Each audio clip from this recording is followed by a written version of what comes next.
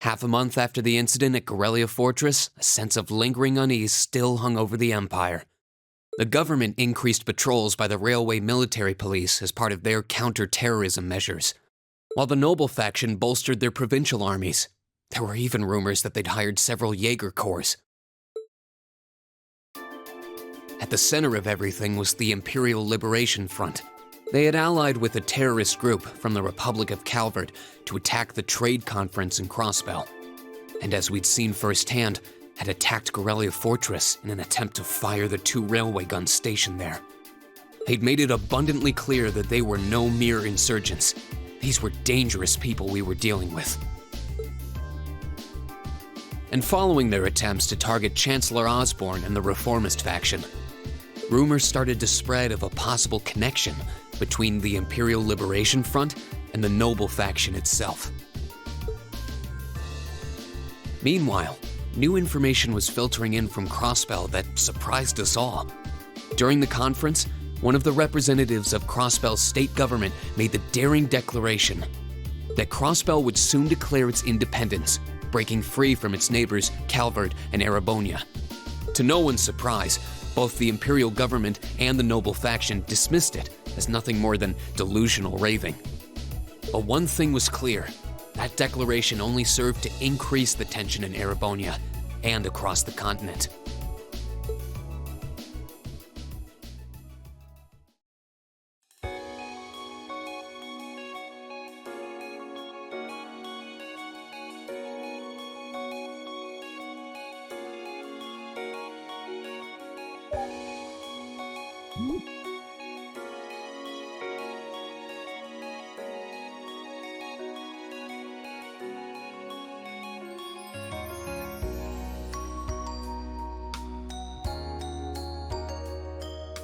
On a cool, clear autumn day, the Academy's prestigious board of directors gathered for their first meeting of the year.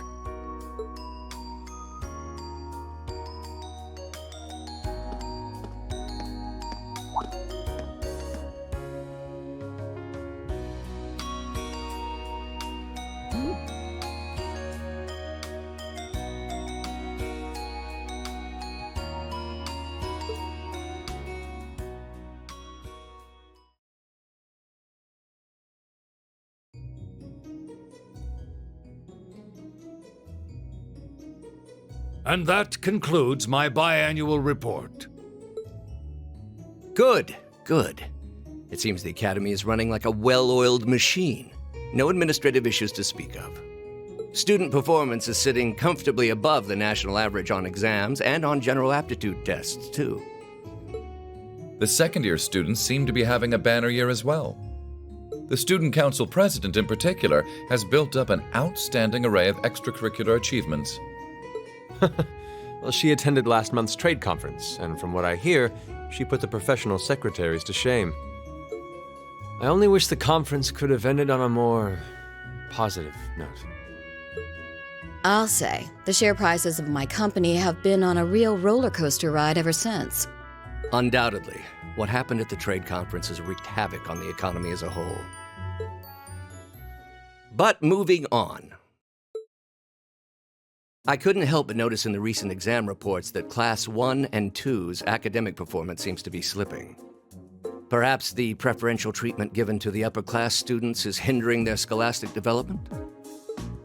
Well, students belonging to the nobility are allowed to return home during August to learn more about their family's lands.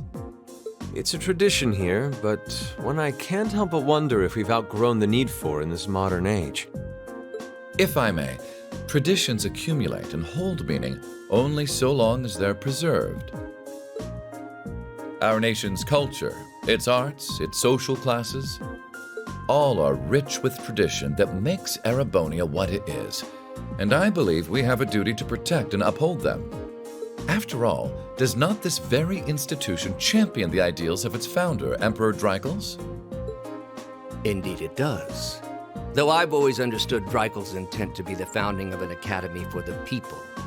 Even 200 years ago, when education was seen as the province of the nobility, male commoners were permitted to enroll. Today, we have plenty of young women attending, and the commoners easily outnumber the nobles on campus. Perhaps it's time we started taking strides to realize Emperor Dreikel's true ideal. You seem to be laboring under a few misconceptions here. Commoners were permitted to attend, but only as retainers. Retainers served knights, who served lords, who served the emperor. That's the way the Erebonian society functioned. From that vantage, the structure of the academy in its earlier days certainly seems to have embodied that social order. And if that's so, what is there to suggest that it's not the social order itself that has become the aberration? Well, For one, if that were the case, it would be far easier for me to see my views put into practice. But I can hardly get a word in edgewise between you two. Well, I'd certainly enjoy a return to the way things were in Dreikel's time, at least in that particular respect. Our apologies, Your Highness.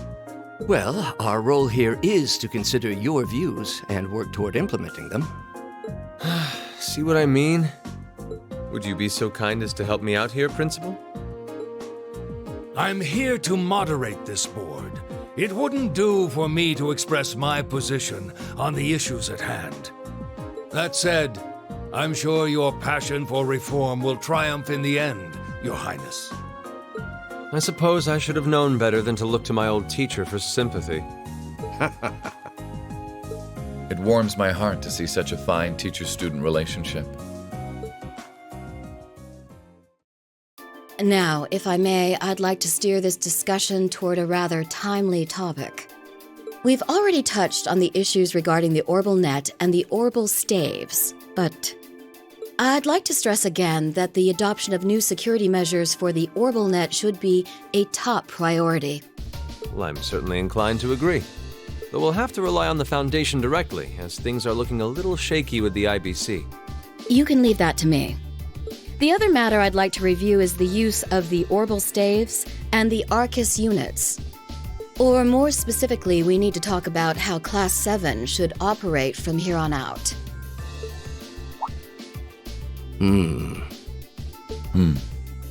Setting aside the fact that my daughter is a member of Class 7, I think we need to reconsider how the class should be run, in light of what happened at Gorelia Fortress. While it certainly proved an excellent chance to see what the Arcus units are capable of, I have serious doubts about whether we should carry on with these field studies, given the current political climate. It would be difficult to do so, I admit. With the terrorists at large and the problems in Crossbell unresolved, these are uncertain times. At the very least, I believe it may be in the class's best interest to cancel this month's field study. We could always resume them once the terrorists have been arrested and the situation in Crossbell calms down.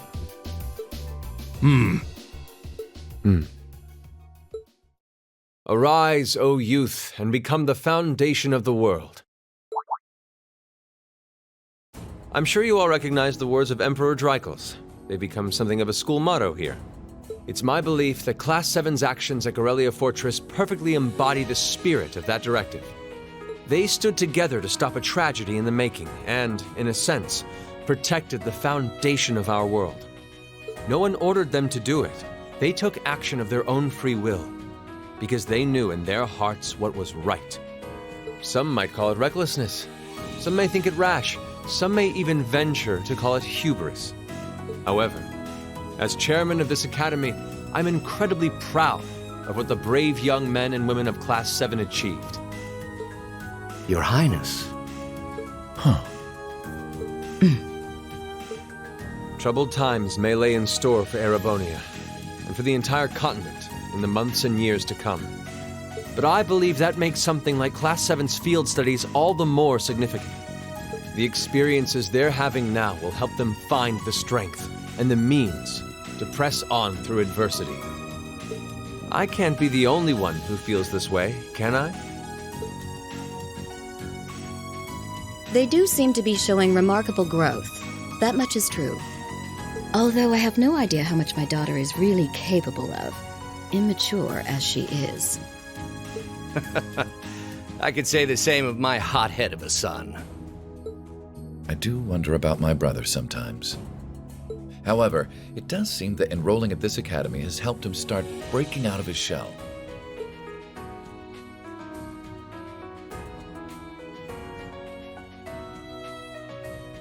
With the Academy Festival coming next month, we hadn't even planned a field study.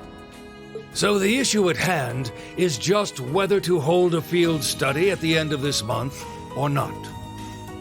I'd like to ask those in favor of going ahead with this month's field study to please raise their hands.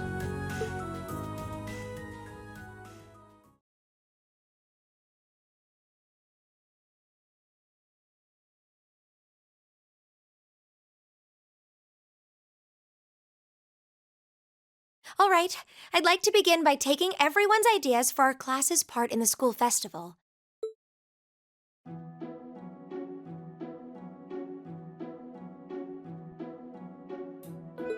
The festival will run for 2 days next month, the 23rd and the 24th. Equipment setup and the other preparatory work will begin in the afternoon 2 days before the start of the festival. But there's a lot of preparation needed before we get to that point, and the sooner we get that underway, the better. That's all the more reason to figure out what exactly we want to do. Some of our options include displays, events, stage shows, and cafes. Does that sound right, Crow? Yeah, though no class I know would settle for just some simple display. I mean, come on, no one ever said, "Boy, we better rush to get in the line for that display." Well, either way, I'd like to start by soliciting some ideas from all of you. We're just brainstorming right now, so feel free to say whatever comes to mind.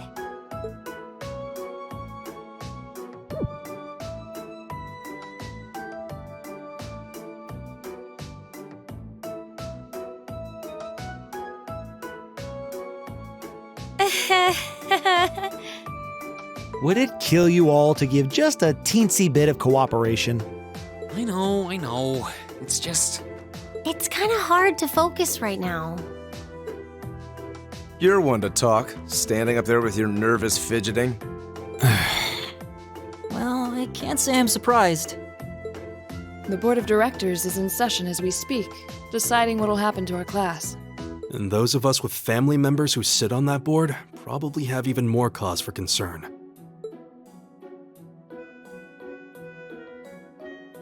You can say that again. We can't even be sure whether there'll be a field study this month. That's about the long and short of it. With everything that happened during last month's field study, it honestly wouldn't surprise me if they just canceled it.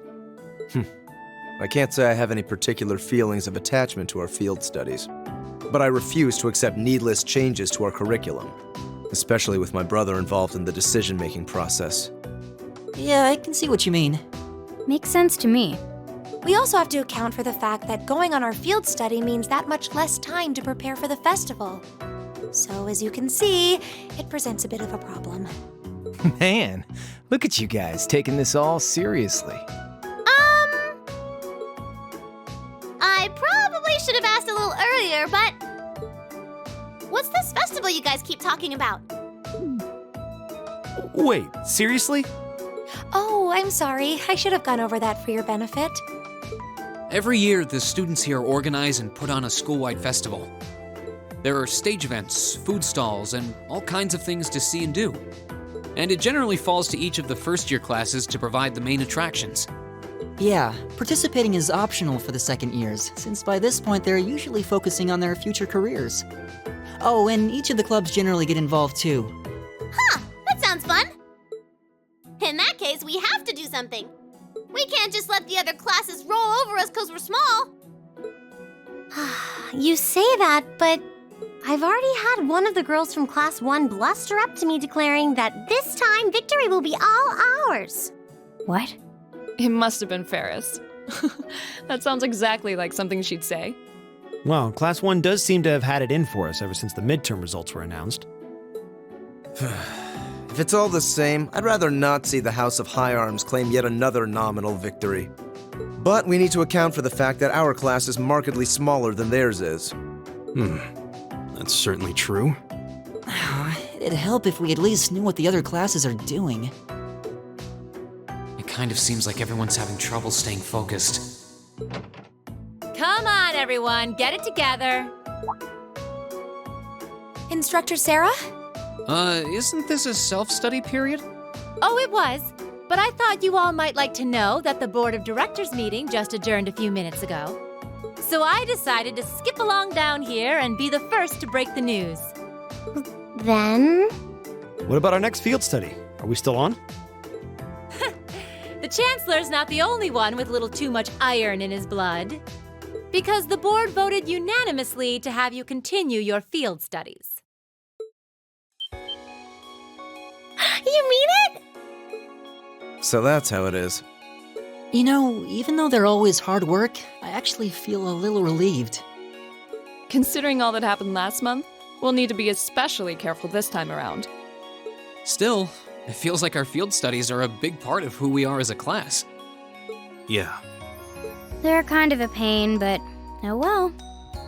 We should be grateful to His Highness and the directors. That's good news. Seeing the hard road and the easy road, then picking the hard one anyway. That's youth for you. It also sounded like His Highness and the directors will be taking off in pretty short order. So I'll let you guys out of study hall early to go see them if you want. Oh, If you say so. I think I'll take you up on that.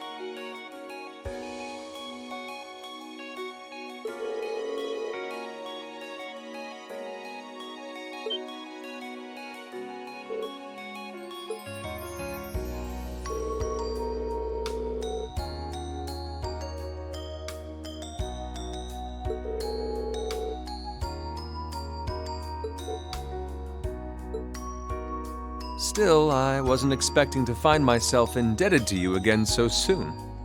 Without your intervention, the Chancellor and I would have met our maker in Crossbell.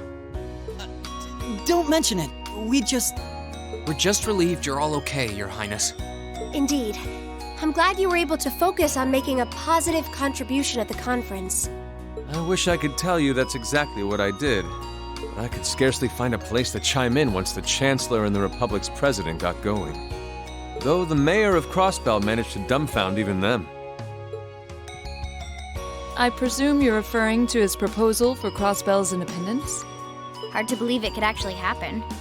Well, as long as both Erebonia and Calvard refuse to accept it, the likelihood of it actually happening is incredibly low. Still, they're planning to hold a referendum on the issue to see if the population is in favor of it. So there'll be plenty more chances for disputes to break out over the issue. Well, neither of them want to lose all that sweet tax revenue from Crossbell. Half of it flows into the provinces too, so fat chance the noble faction's gonna take that lying down. Milliam. I swear, this kid has all the delicacy of a rock to the face. So you're Milliam, are you? Your name seems to have come up with increasing frequency lately. Well, I was hoping for a chance to see the famous Eric Getlem in action, though. Oh, sure thing. Come on, Lamp! Whoa there. Cool your jets. I'm not sure this is the best place to call out Eric Getlem. Just a hunch. Lame. Objection overruled. That could have gotten messy. Honestly, it would save us all a lot of trouble if you could just refrain from saying whatever pops into your mind, too. Lame. Oh, who might you be? Say, are you from the Vander family? The one who serves as the prince's bodyguard? Oh, did Neidhart mention me?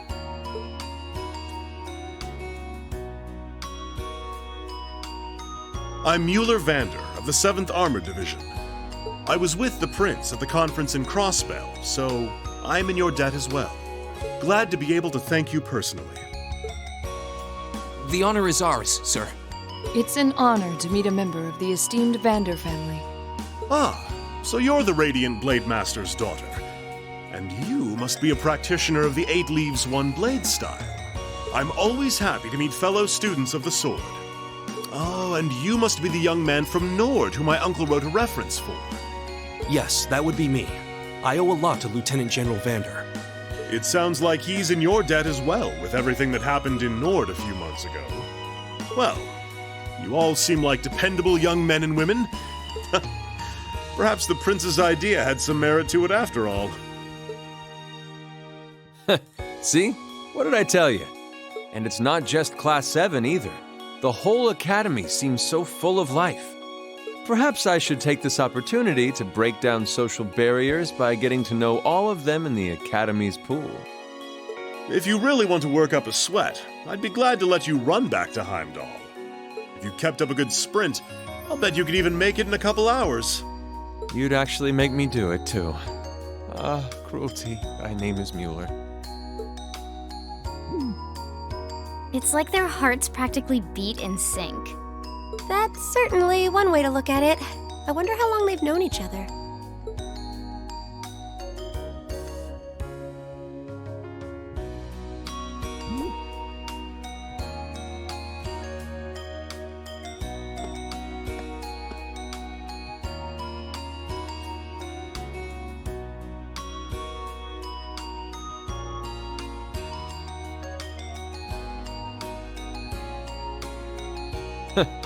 Well then, I bid you all a fond farewell.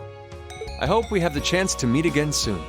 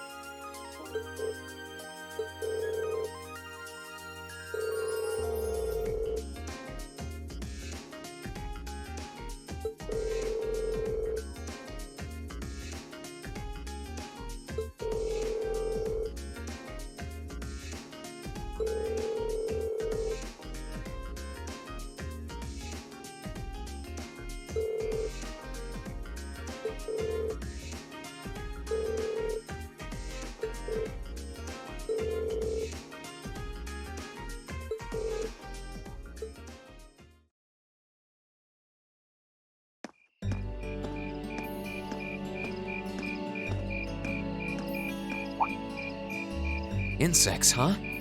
Well, it is fall, I guess.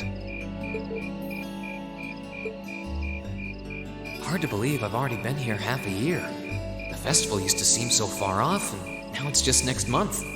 The past 6 months really have flown by. Huh? Is that you, Reed?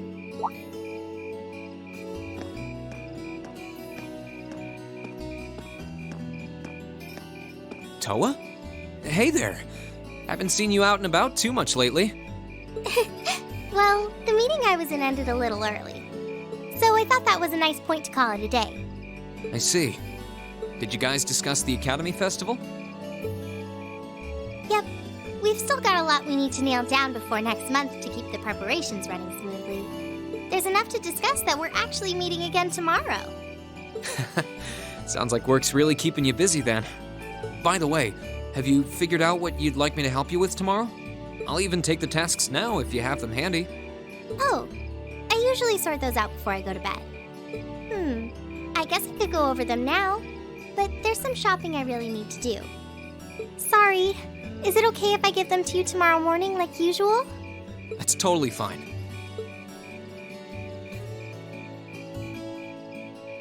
Reen, there's something I want to tell you, and I'm sorry it's taken me so long to say it, but I want you and everyone from Class 7 to know how grateful I am for what you did at Corellia Fortress. Oh. It's fine, really. We've gotten plenty of rounds of thanks for it already. We just kind of ended up in the wrong place at the right time, and we were lucky the instructors were there, and... That doesn't change the fact that you saved my life.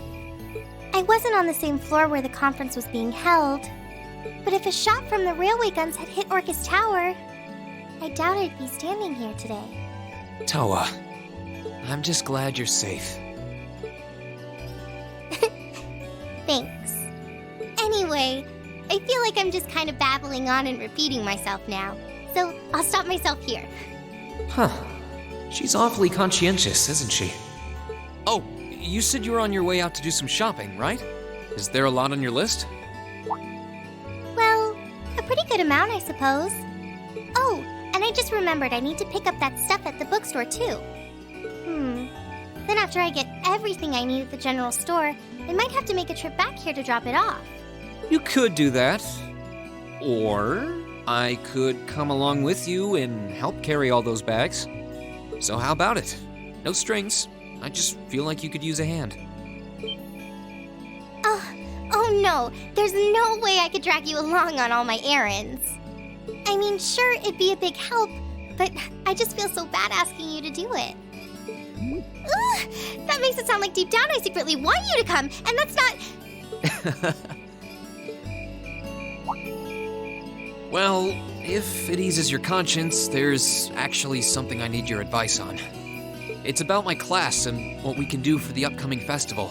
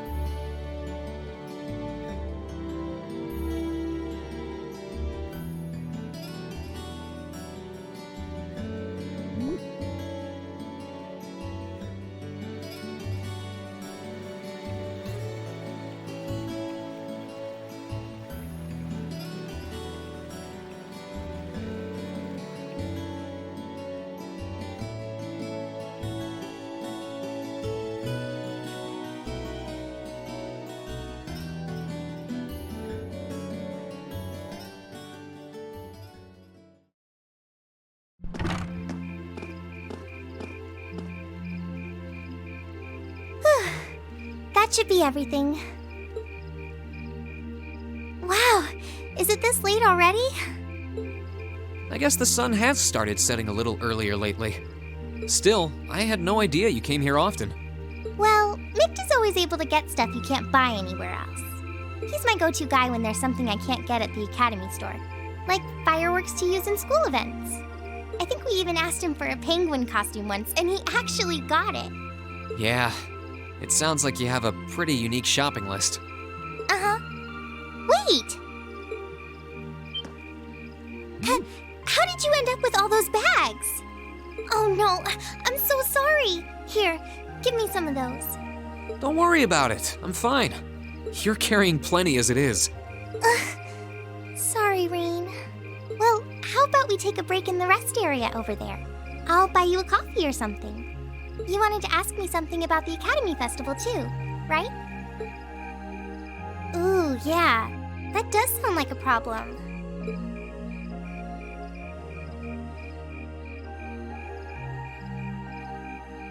Well, your class doesn't have enough people to do anything that involves large-scale equipment or decorations.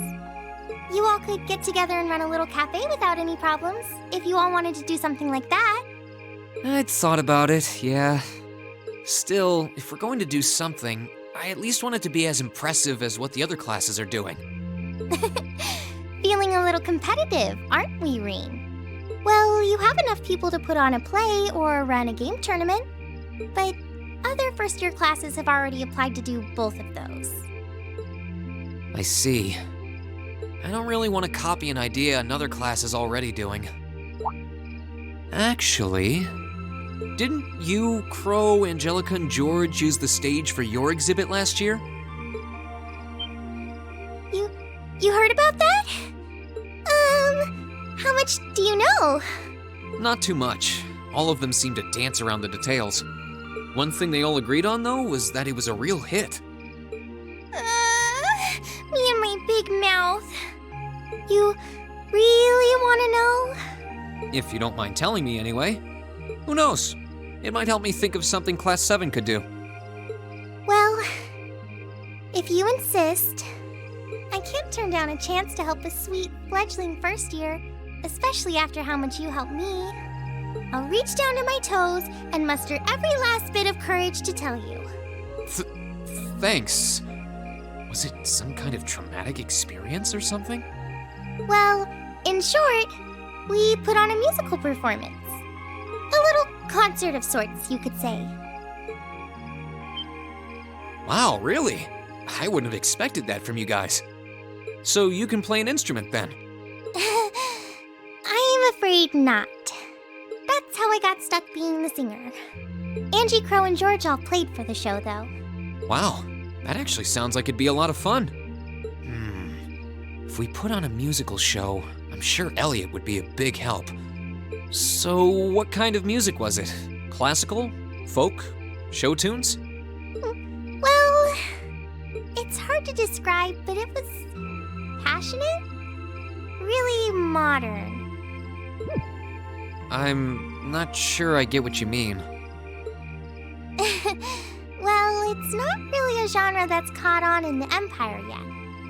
You definitely wouldn't hear it played in Heimdall's Opera House, that's for sure. Huh? All right. Do you have some free time tomorrow evening? If you can't come until after you're done exploring the old schoolhouse, that's okay with me. Tomorrow evening?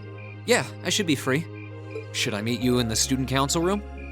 Oh no, can you go to the computer room in the main school building? Sure thing. Does this have something to do with the concert you held last year? You'll just have to find out tomorrow night.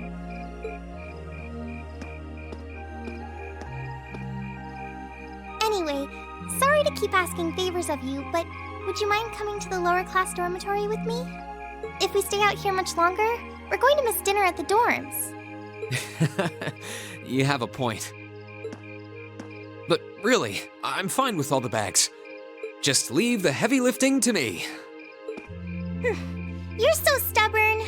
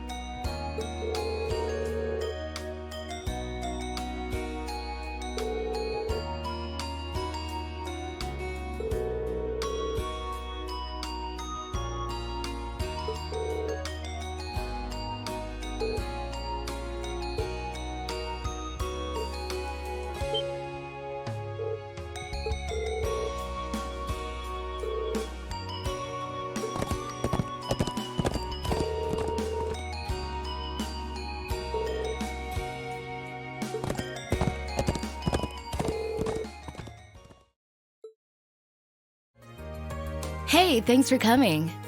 Good morning, Angelica. I saw you'd placed a request for me. I'm assuming this one isn't on behalf of the engineering club? Yeah, this one's a personal favor. Anyway, I hate beating around the bush, so let me get to the point. Will you spar with me? You want to fight? Don't look so surprised. This is a military academy after all. I enjoy the martial arts as much as anyone. It's not like I spend all my time on the prowl for beautiful maidens to deflower. Is that really something you should be fessing up to? Still, this feels so out of the blue. Did something happen? You're overthinking it. It's just that it's been a while since I got any good exercise. No need to make a big deal out of it. Just think of it as a fun way to kill some time. So, you in? All right. I'm game for it. Much obliged. Well, let's not waste any more fighting time talking.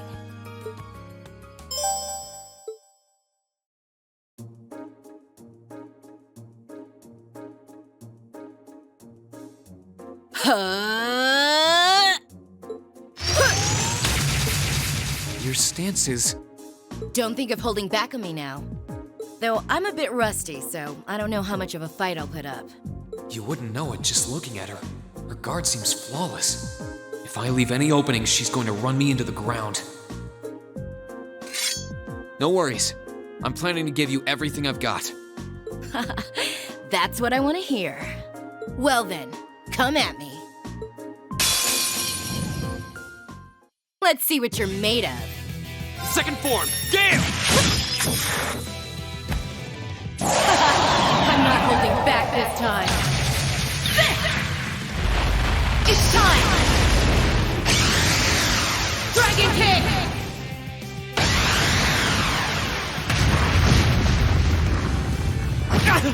There! Not bad. Guess there's no need to hold back.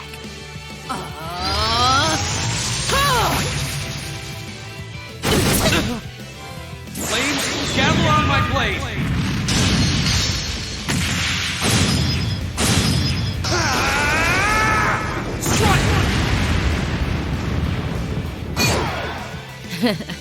Not a bad workout. That's the power of the 8 leaves.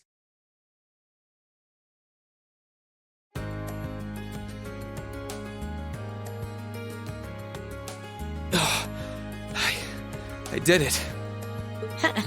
I should have expected a swordsman of the 8 Leaves One Blade School wouldn't go down so easily. If I'd been keeping up with my training, I could have given you a stiffer challenge. If you hadn't just told me, I wouldn't have guessed you'd skipped a single day of your training. In fact, you're actually even stronger than I expected you'd be.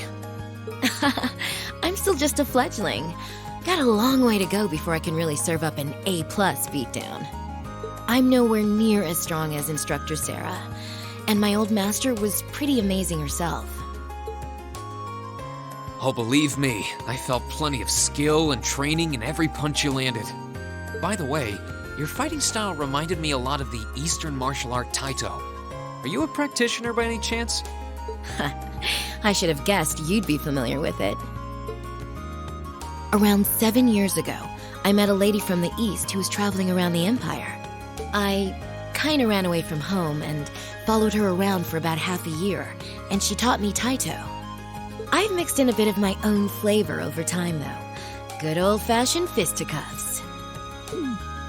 Even now, I still find it hard to believe you're from one of the 4 great houses. Aren't you the flatterer? You're gonna make me blush. That wasn't flattery.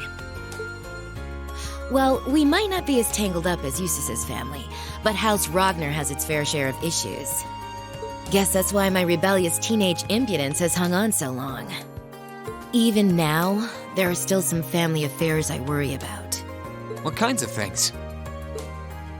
It'd probably be better if I kept it to myself, at least for now. Anyway, I'm lucky to have met Toa, Crow, and George, and then some cool first years like you guys. I'm glad I came to Thor's. Right now, in my life, you guys are all I need. Angelica. But hey, it's nice to know I can still hold my own in a fight. At least I know that if worse comes to worse, I should be able to keep Toa and the others safe. And knowing that is enough to have made this all worthwhile. Thanks, Reen. You're welcome. Glad to finally be able to help you out for a change. And besides, it sounds like some good ideas for what Class 7 can do for the festival might just be coming my way. I'm looking forward to seeing what you guys come up with. And yeah, I hear you'll be spending some alone time with Toa this evening, What? Oh, there's no need to be embarrassed. It's just that Toa might be perfectly professional when it comes to work. But she's more than a little inexperienced when it comes to the menfolk. So promise me you'll be gentle with her, okay? Now, if you'll excuse me. Oh wait, I almost forgot. I wanted to give you this for helping me out. Anyway, see you around. I'll let you know when I'm ready for round 2.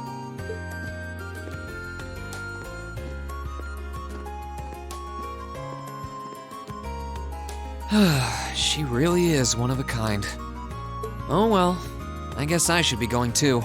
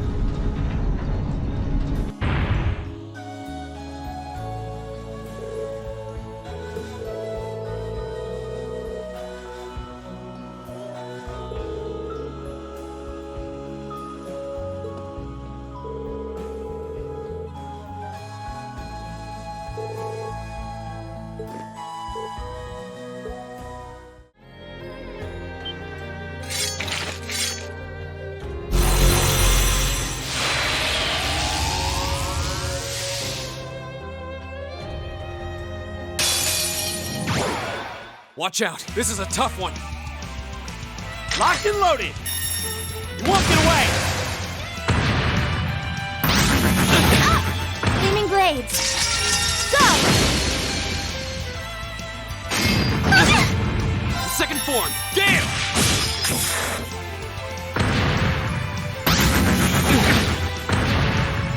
Oh, please!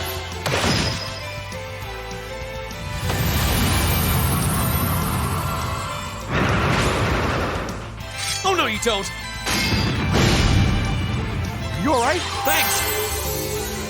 This is my secret weapon! Heavy normal energy! Rosetta arrow!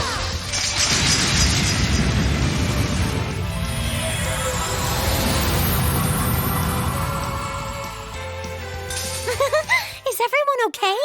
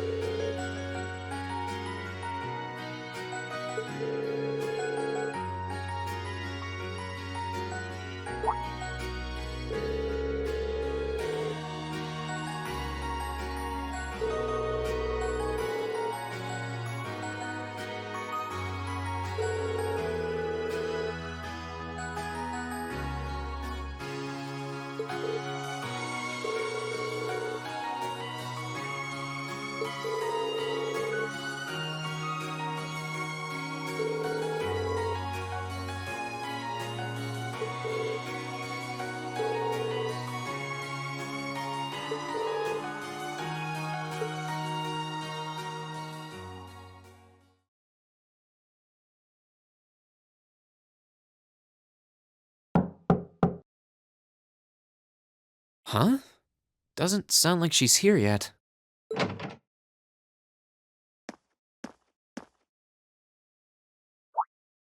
Oh.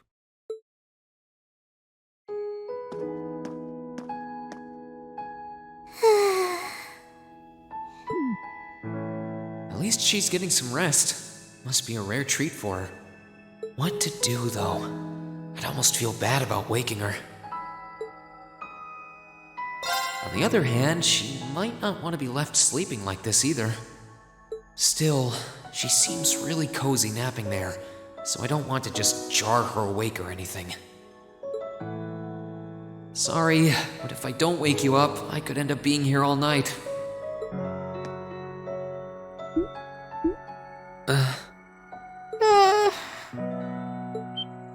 Mom. Dad.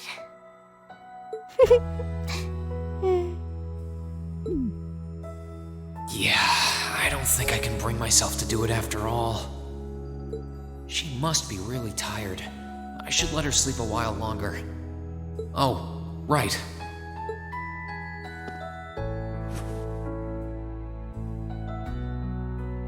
There we go. I guess I'll just read a book or something while I'm waiting.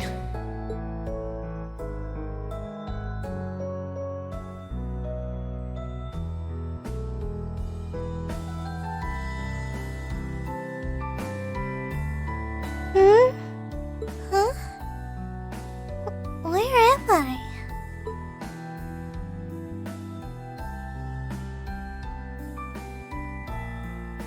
A jacket? Oh, hey, you're awake. Huh? Reen? Oh, right. I came here after the conference was over. So this jacket is... Oh no! I'm so sorry! I can't believe I fell asleep after asking you to come all the way here. Don't worry about it. You're doing me a favor here. I appreciate you taking the time out of your schedule for me. Aw. Why is it that you always seem to catch me at the weirdest moments? Still, thanks. No problem. Glad to do what I can. It wasn't too hot, was it? No, of course not. It felt really nice and warm. But anyway, that's not the point. Now, listen here, Reen. Huh? I mean, lending me your jacket was very sweet and gentlemanly of you, and I'm kind of happy you did. But it's not very gentlemanly to sit and stare at a girl when she's sleeping, you know. I'm sorry? I did try to wake you up once, but you seemed so relaxed and peaceful that it would have been almost too cruel to go through with it. But I guess it was inconsiderate of me to just let you nap there. No. I'm not annoyed with you. It's just kind of weird to randomly watch people sleep, you know? If it was someone else, they might have misunderstood.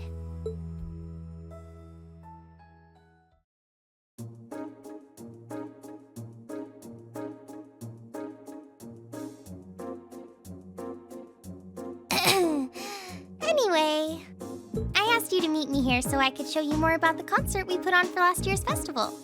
Oh, you mean the one you did with Angelica, Crow, and George? Do you have some record of it here? Actually, I do. George was testing out some kind of orbital video camera that was being developed by the Ruhr Institute of Technology. And we've still got the recording here. An orbital video camera? Yeah, the technology is different from what they use for the orbital net. Actually, it's probably faster to just show you. Let me bring it up on the screen. Oh, you've got pictures of it. More than just pictures. Just watch. Amazing. I know, right? It plays back images and sound at the same time, so it's like a radio and a camera combined. The quality might be a bit rough, but it really feels like you're right there, doesn't it? It's really something else. Oh, there we are going up.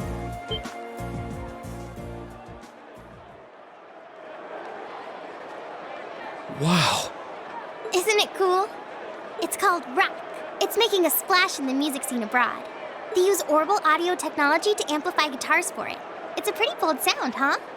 It definitely is. And, speaking of bold, how about that outfit? I forgot about the outfit! Just focus on the performance. This is...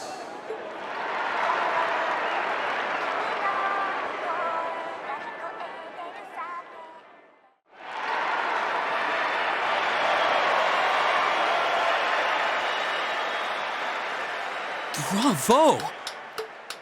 That was incredible! I wish I could have been there to see it in person. I'm glad you enjoyed it. So was that any help? Help? This is exactly what I was looking for. I'm not sure if we can put together something as flashy as this, but we do have Elliot, and he knows his music, so I think we might have a chance. I'm glad to hear it. Crow was the one who planned all of this out, so he's the one you should ask about how to put a program like this together. Angie did our choreography, and George got all the instruments together for us. I'm sure they'd help out if you asked. I think I just might. We have to get our preparations for the festival underway. Oh, I put a copy of the video onto this memory quartz for you, too. If you put this memory quartz into the orbital projector here, you can watch the video anytime you want. Maybe you can bring everyone from your class here and show it to them tomorrow.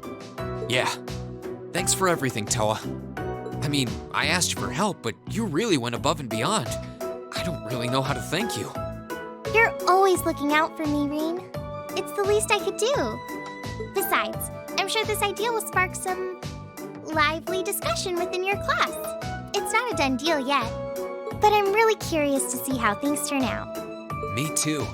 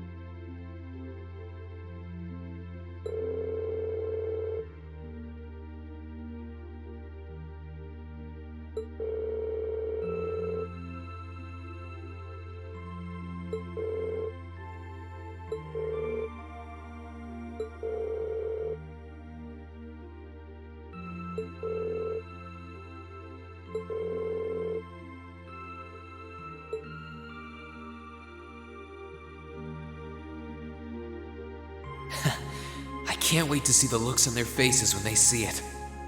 Though I imagine Toa's outfit might raise more than a few questions too. Oh, it's 9 already?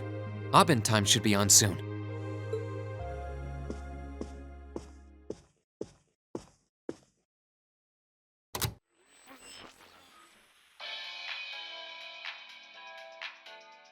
I'm Misty, and this is Radio Trista. It's 9 p.m. on the 19th of the 9th month. If only I was dressed to the nines to match. It feels like we're finally getting the break we deserve from a long string of uncomfortably humid nights. That's right, fall is finally here, and it's brought its cool night breezes and gentle chirping of insects with it. Along with that respite, Erebonians everywhere are turning to their true autumn passions, food and sports. What do all of you out there look forward to when you realize fall's almost here? For me, it's definitely the food. The crops come into season, ready for the harvest. I can only imagine how much work it has to be for all those farmers. But I can't wait for my first roasted chestnuts of the season. It's just about time for those to start popping up too. Sure, I'll never turn down a Marron Glacé or a Mont Blanc, but roasted is the way chestnuts were meant to be. That soft, melt-in-your-mouth taste, that sweet fragrance, simply irresistible. Whoops! The director's over there giving me the stink eye. Someone hasn't eaten dinner yet, I'll bet. Anyway, fall is also known for being a season for the arts. One of the Empire's most popular cultural institutions is the opera, and no one does opera like Heimdall's famous opera house. But as far as music goes, I'm a sucker for the classics. I still sing along whenever I hear The Whereabouts of Light. I stare in disbelief as you fade away, like a dimming star beneath the coming day. Whoa there, almost felt like I was in my shower back home. Speaking of music, some fresh new genres have been gaining popularity lately, both at home and abroad. She really does have a pretty voice. Though I guess you kind of have to in order to be a big opera singer like that. I don't know if singing on the air like that is such a good idea if she's trying to keep her identity under wraps, though. We've got our practical exam coming up next week, then another field study over the weekend. Sounds like things are going to be even busier than usual. I'd better brace myself for an exhausting week.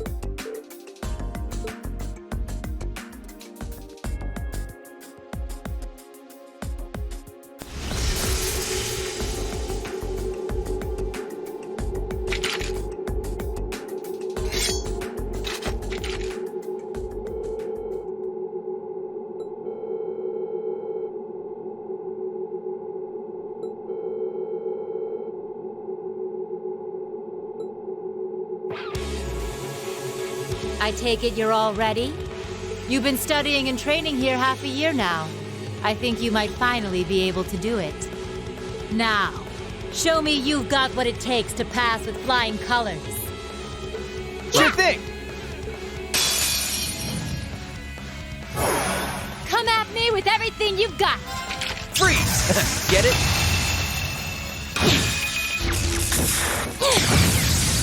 Didn't see that coming! Huh?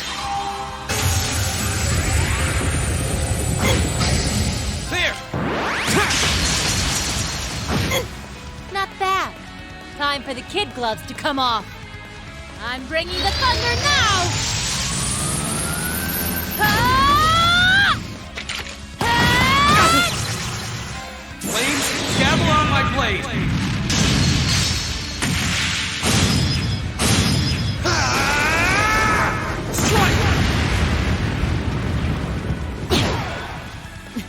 You've come a long way. That's that. Let's keep moving.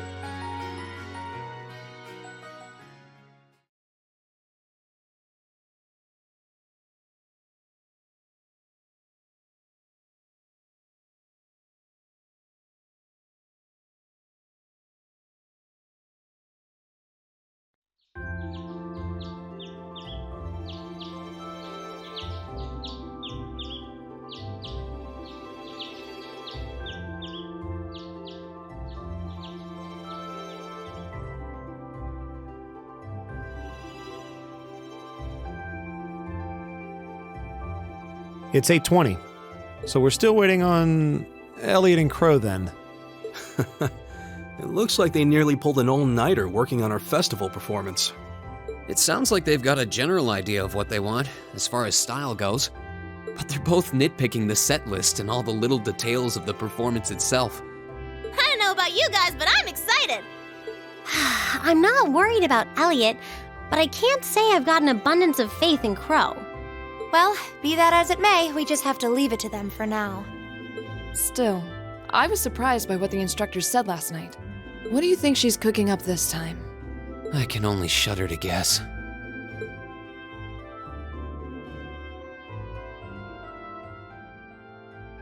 Oh, before I forget, I want you all to stop by the academy tomorrow morning before you head out. Both groups, meet me out on the field by 9 a.m. and don't be late.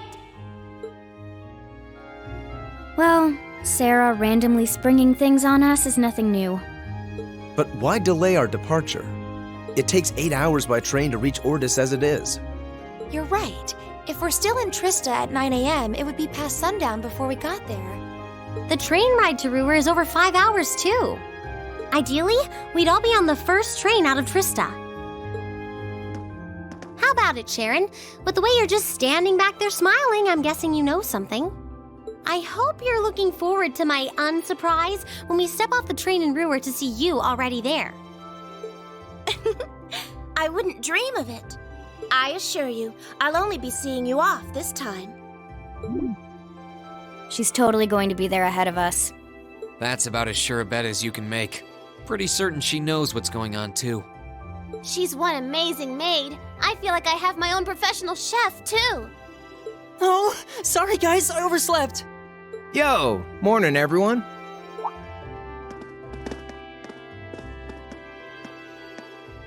Morning. Looks like we have everyone now.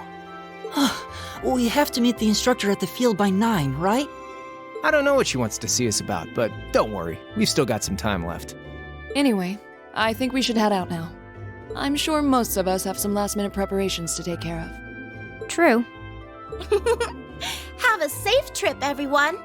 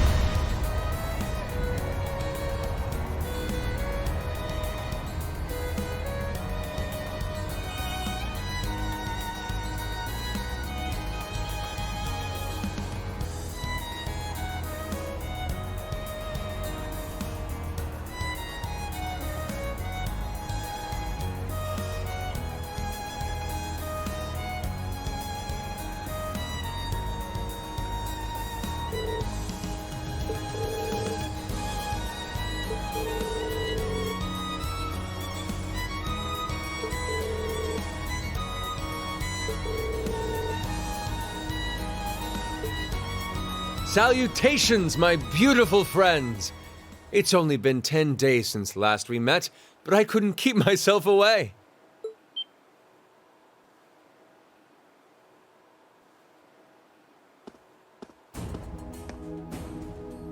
Prince Olivert! And Major Vander.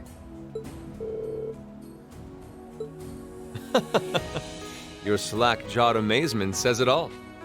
It looks like this will be quite the crowd-pleaser during its grand unveiling in Heimdall.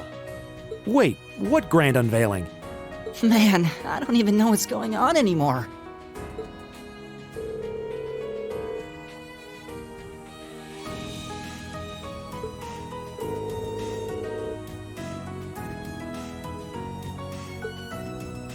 Who may you be referring to?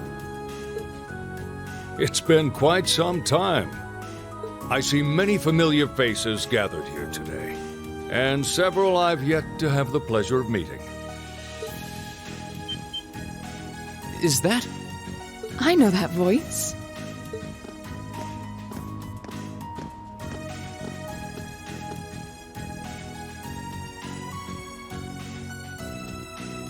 The Radiant Blade Master?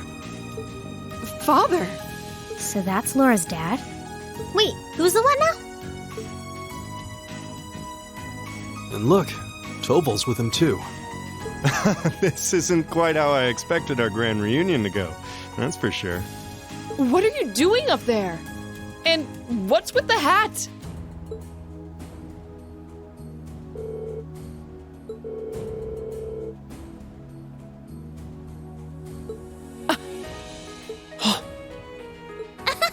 So that's what this is about. I'll fill you in on the details another time. What in the name of Adios is that?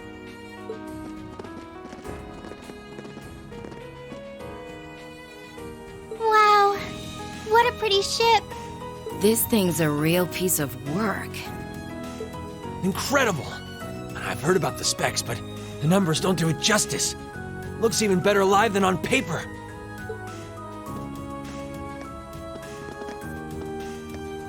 Principal Van Dyke, you too?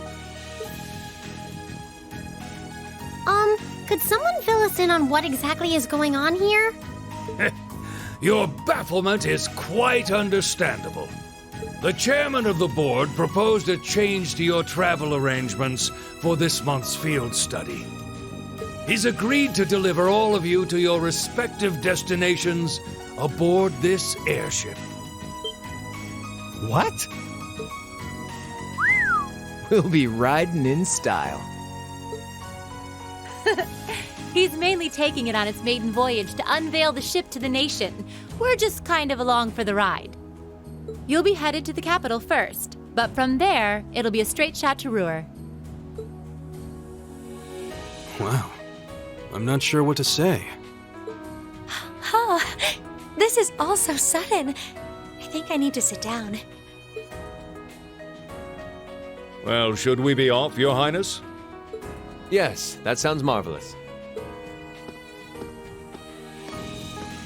With that, let me be the first to welcome you, Class 7. Aboard the second Arsail-class high-speed cruiser, the Courageous.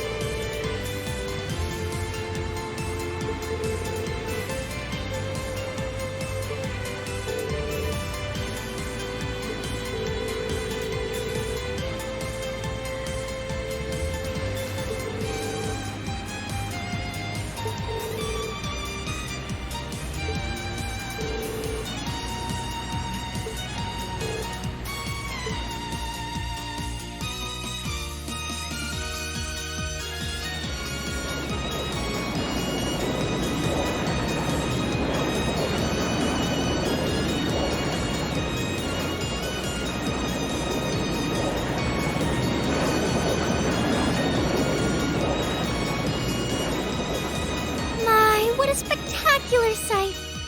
My brother told me all about it, but there's no substitute for seeing it soar through the skies. Simply beautiful. Yes, it really is. You're up there, aren't you, Rain?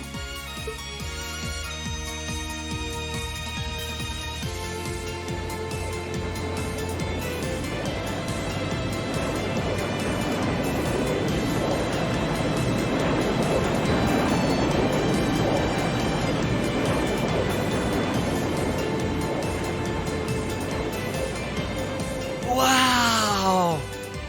That's the Courageous! Oliver finally finished his airship. It's a fine ship, isn't it? Prince Oliver seems to have gone to quite a lot of trouble having it built.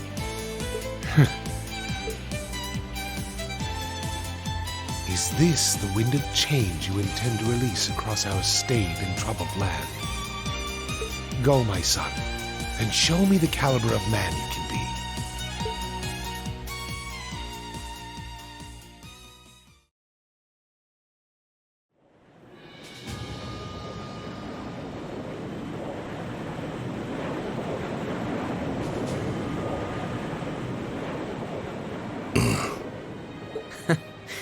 Can you believe it's been almost 2 years already? And look at how far our debaucherous prince has managed to come. Partnering with Liberl to make a second Arcel-class airship, then cruising over the capital? I suppose that's one way to stick it to you for outmaneuvering him at the trade conference. Let him have his fun for now.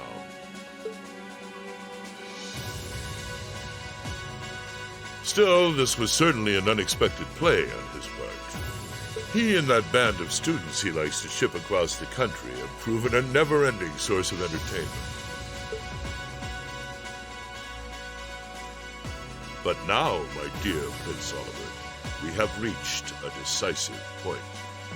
The board has been prepared, every piece in its place. Can you turn the tides in your favor? I look forward to finding out.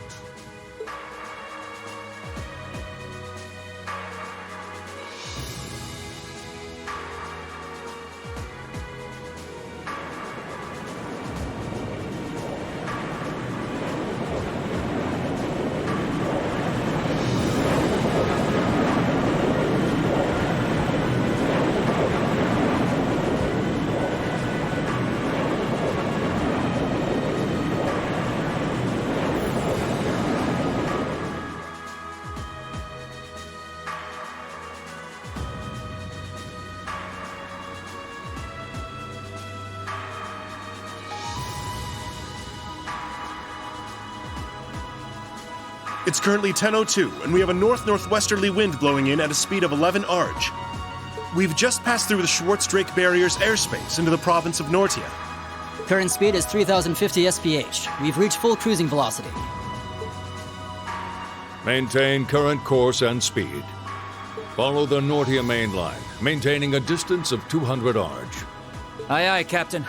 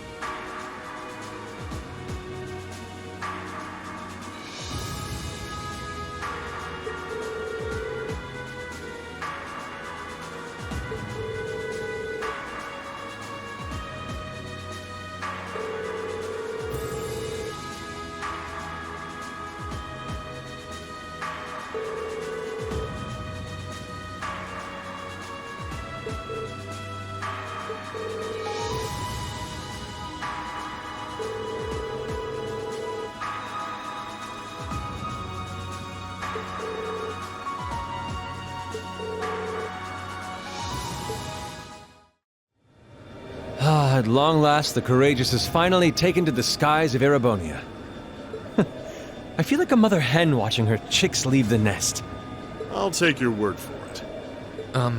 This may sound a bit forward of me to say, but it sounds like you had some hurdles getting this project together. It was no easy ride, I'll say that. I doubt it would have come together without the prince's unwavering dedication and tireless work. He had to find the time to raise funds and oversee the entire project, in addition to all his official duties. And to add to that, he had to take care of all the arrangements necessary to get Viscount Arcade installed as its captain. I can't even imagine how busy your schedule must have been. Even from a student's perspective, it sounds brutal. Well, for this ship to have any weight as a deterrent, I needed the Viscount. Thankfully, he agreed to my request. My plan is to create a neutral third power capable of acting independently of our nation's two competing factions. You can think of the Courageous as the first physical embodiment of that ideal. A third party, huh? I feel like I'm starting to understand at least part of what it is you're trying to accomplish. The road will be a difficult one, though. True, but this is only the beginning. Seeing this ship soar through the clouds for the first time moves my heart, just as when Class 7 was formally established. I look forward to seeing what the future holds for the Courageous, and for the brave men and women of your class. Your Highness. We live in interesting times. The political situation across the Empire seems to grow more ominous by the day. But, with any luck, Making a real show out of this ship's launch will push back against the prevailing climate. Well, that's the hope at least. Either way, you'll have your whole life to split hairs about politics. For now, give your attention to your field study. Thank you. I know you have high expectations for us, and I hope we'll be able to meet them. Instructor Sarah? Toval? What are you guys doing out here? Oh, just a little bracer-to-bracer information swapping. That's about the long and short of it. Been a while since I saw you guys, though. Not since last month in Legram. Yeah, always nice to see a friendly face, though. Well, despite keeping in touch with him and setting up these arrangements, it came as a surprise to me to see him on board, too. Clearly, it was meant to be. Honestly, I was only brought on because of my connection with Viscount Arcade. This airship really is in a class all its own, though. It's not every day you see a ship owned by the Imperial family and captained by the Radiant Blade Master. This cruiser has the potential to be an important force in Erebonia going forward. Without ties to the Imperial or Provincial armies, it can potentially keep both of them in check if need be. It might not be able to do that quite as well as a strong guild presence could, but it'll still help protect a lot of people. That's true. It still frustrates me how the guild used to be an institution here, and now we're just barely keeping the lights on. At least the Crossbell branch sends its people over to help us out when we need a hand, though. Wenzel's one thing, but we owe McLean so many favors, I've lost count. McLean? Wait, are you talking about... Oh, yeah, I guess you would have heard of him. He's an A-rank bracer over at the Crossbell branch. A guy we used to work with named Wenzel works there now, too. Wait, maybe we should back it up a bit. The guy we're talking about is Arios McLean, aka the Divine Blade of Wind. The name probably sounds familiar to you because he's also a practitioner of the 8 Leaves 1 Blade style. Yeah, that's who I was thinking of. I've never met him myself, but I heard a lot about him from my master. He mastered the school's second form. It sounds about as untouchable as anyone who holds the title of Divine Blade. Well, he's pretty damn strong, I'll give you that. Bailed me out of more tough spots than I'd like to admit.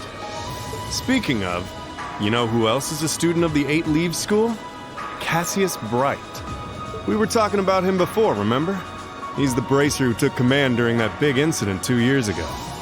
Though from what I heard, he left the way of the sword behind a while back. Cassius Bright was here in Erebonia. Wait, 2 years ago. It was an eventful time, to put it lightly. And yeah, we have Cassius to thank for getting us past that. But afterward, well, you know the story from there. They shuttered guild branches all across the Empire, one after the other, and your dear, sweet instructor was out of a job. I'd be glad to give you all the grisly details, but it's a long story. We should probably save it for another time. But hey, the guild seems to have a good track record with folks from the 8 Leaves School. Maybe you should consider a career as a bracer. Door's always open, you know? Me? A bracer? Huh. I never really thought about it before. Hey, there's enough of us singing the bracer blues without you trying to recruit my students. Never hurts to start them early. Seriously, though, we're always looking for more good people. If that's something you wanted to do, I wouldn't turn you down. I'll give it some thought.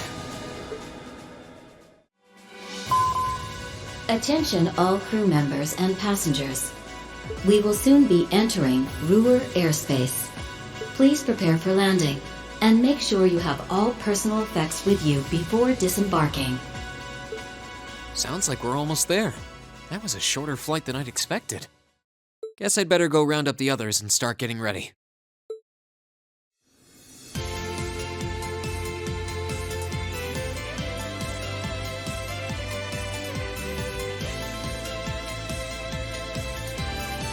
Ruhr Airport's granted us permission to land. Commence landing preparations. And keep the engine warm. We'll be taking off again right after our guests have disembarked. Aye, aye, Captain. Preparing the Courageous to land.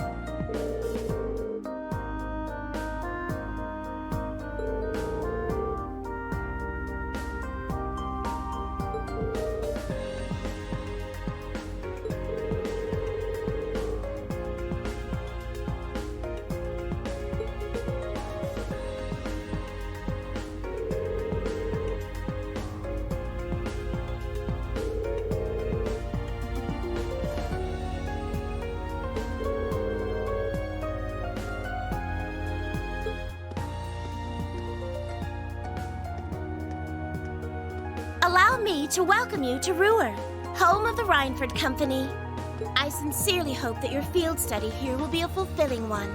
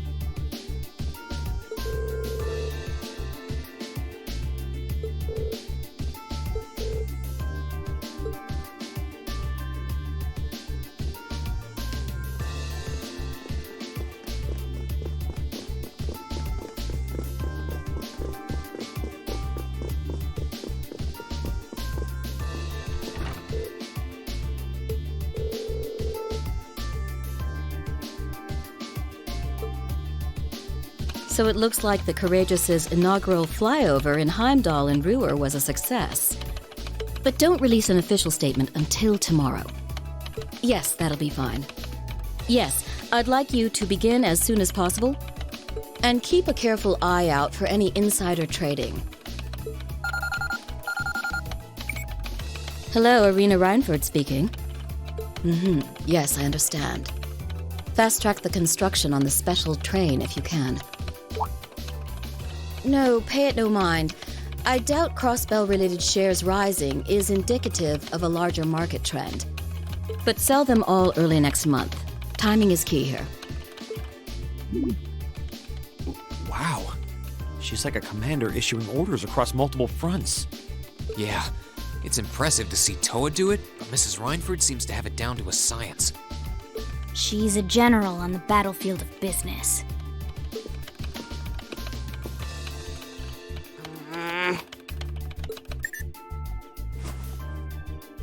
Ah, right.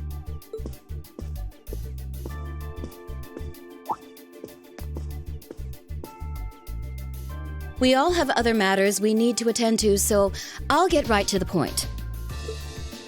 Here. What? Thank you.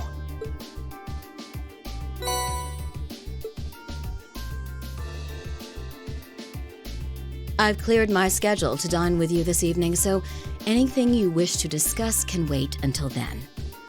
I'll leave the rest to you, Sharon. As you wish, Madam Chairman. When do you expect to return this evening? I'm planning on 7. Have our guests enjoy a night cruise, if you will. That sounds splendid. I'll make the necessary arrangements. That's it? That's all you have to say? I don't care if you ignore me, that's nothing new, but my classmates are here and you're on our board of directors. Would it kill you to show at least a little interest? Elisa. Whoa, Elisa, it's okay. You don't need to get worked up for our sake. Oh, I almost forgot to mention. Huh? If you want to return in one piece, I'd suggest you steer clear of the Provincial Army and the Railway Military Police. The same goes for the Marquis's mansion, though I can't imagine what business would take you there. Use common sense, and don't try to overstep your bounds. That'll be all. Have a safe trip, Madam Chairman. Wow, your mom's a real piece of work, Elisa. The army only wishes it was that efficient. She certainly has the mettle to head up an international company like this, to say the least. See? You see why I didn't want to come back now? You can't tell me that gave you a great impression of her. I think you're being a little hard on her. She was looking out for our safety, giving us that advice. Just forget it. Getting all worked up and storming off in a huff is what she wants me to do, and I'm not going to give her the satisfaction. Okay. We'll be back before sundown, Sharon. I'd like you to have the guest rooms and dinner preparations sorted by then. Oh, and see to our luggage, would you? As you wish. Have a safe trip, everyone.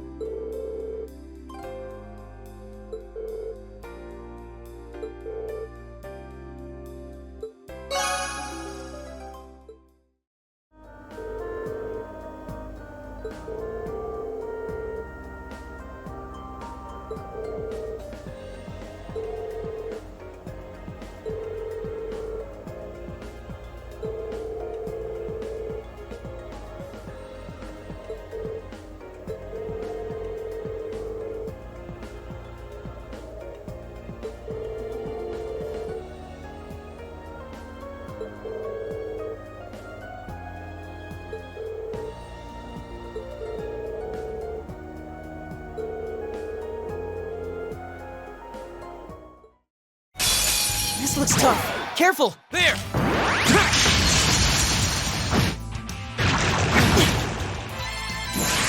Hope you're ready!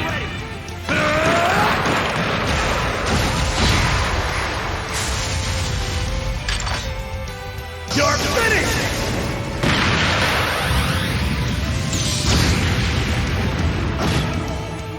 All right, let's keep moving.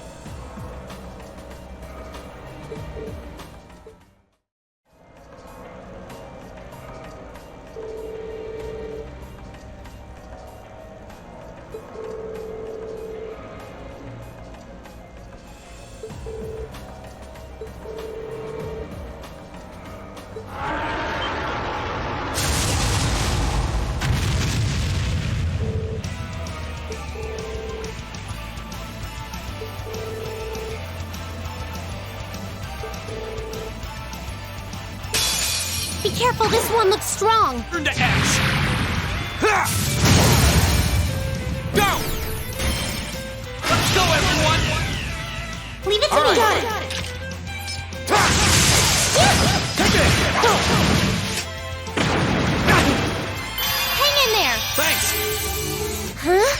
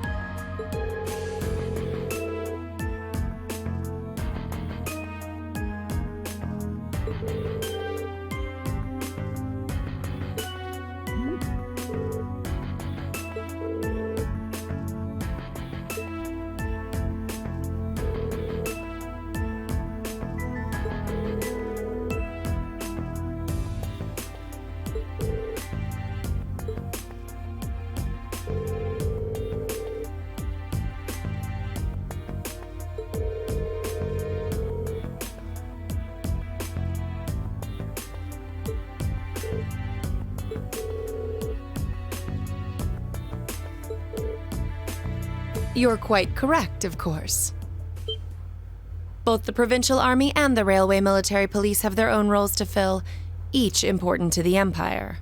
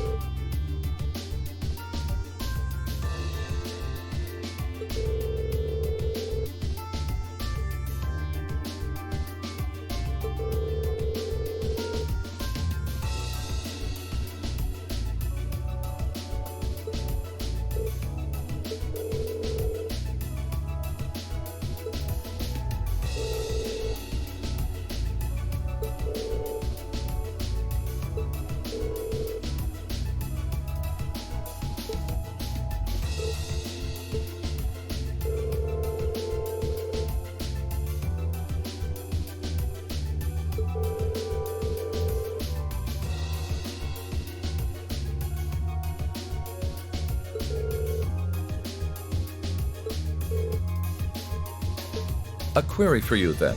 How would you respond if a crisis were to occur in multiple places at the same time?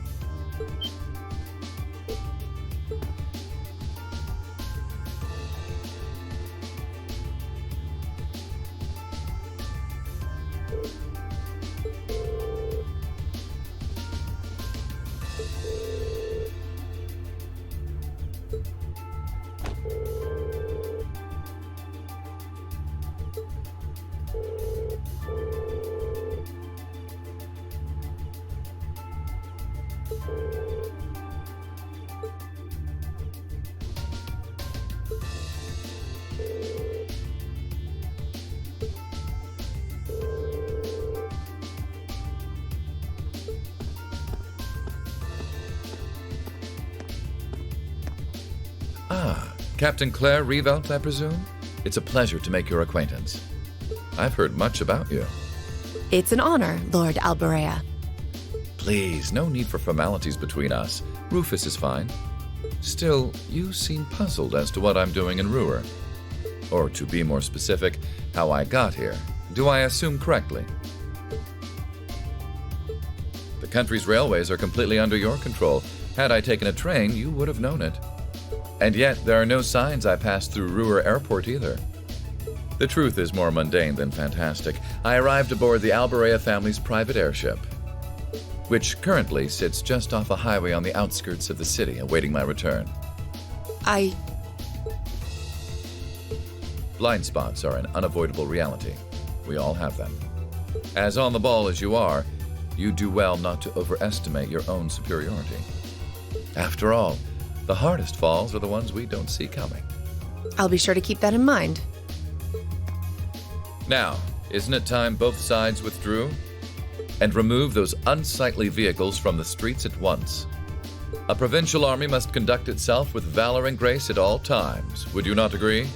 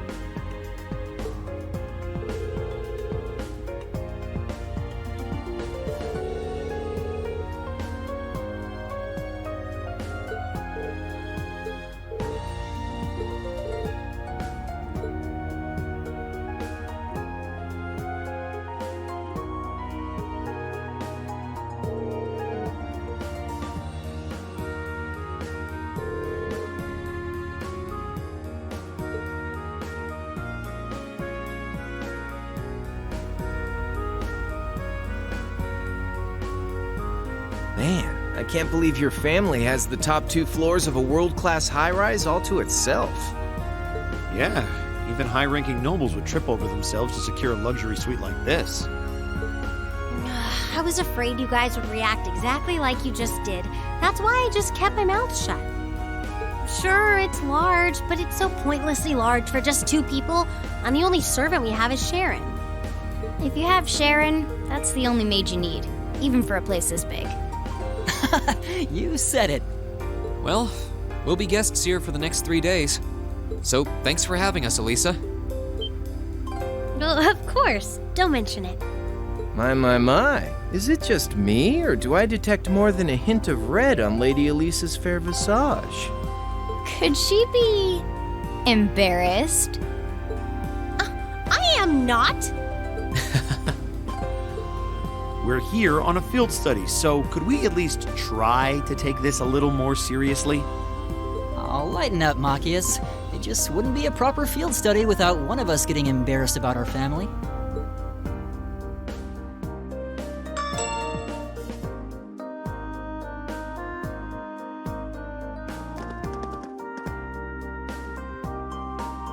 Welcome home, everyone. Feels nice to be back. I'll just ignore how you popped up to greet us the moment we walked through the door. I just couldn't wait to see you.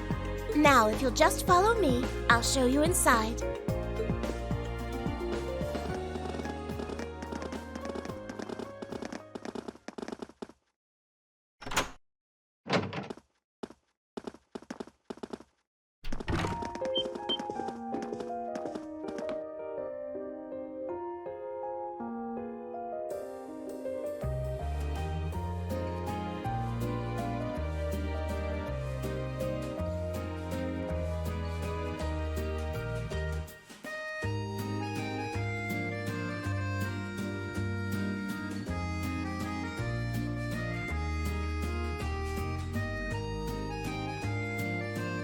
Whoa.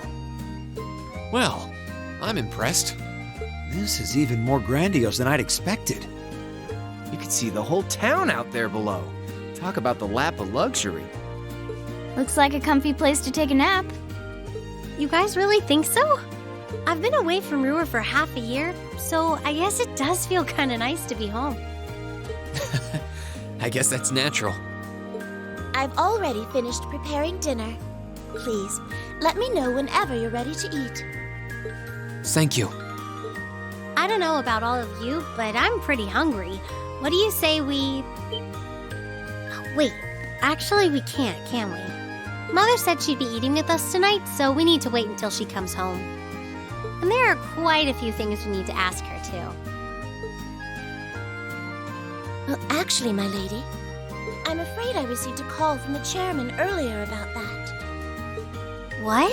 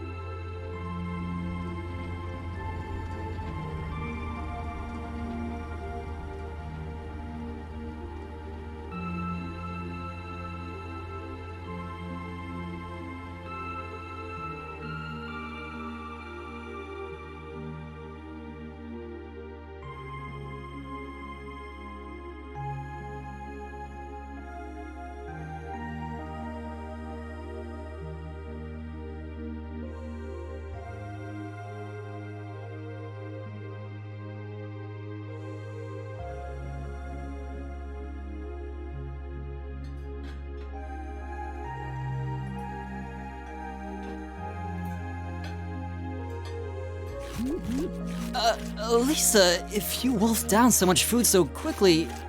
You'll get fat. Ah! It's just this once. I eat a balanced diet the rest of the time. But you've been bolting down every course so quickly, I'm surprised you haven't inhaled your napkin. Maybe we're gonna need to rethink your stage outfit for the concert. Crap, I almost forgot about that. If you're worrying about us, you don't need to, you know? I know your mother promised she'd have dinner with us, but we all know she's a busy woman. And she said she'd try to make some time for us tomorrow instead. But still. It's not that it bothers me so much, but she sits on Thor's board of directors. Who's she meeting with that's so important she can't even clear a little time to see us? She got off the Lusitania already, didn't she? I'm afraid I'm not at liberty to say. She's not out on a date with a gentleman or engaging in any lascivious behavior, if that puts your mind at ease. That's not what I'm worried about, not even close. Honestly, hearing she was seeing a man might even put my mind at ease. Elisa?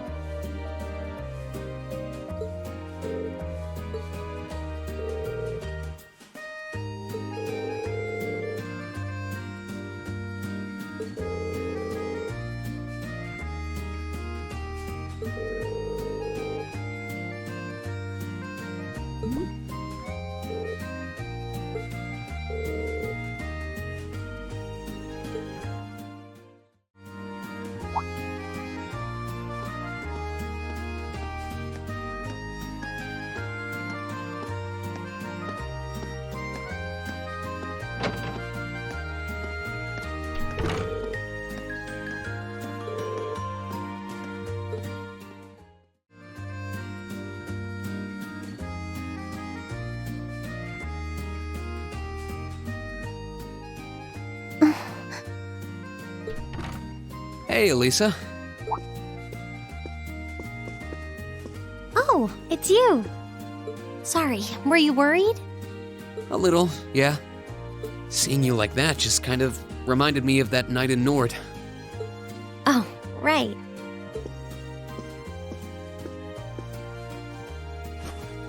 Oh, I'm so pathetic.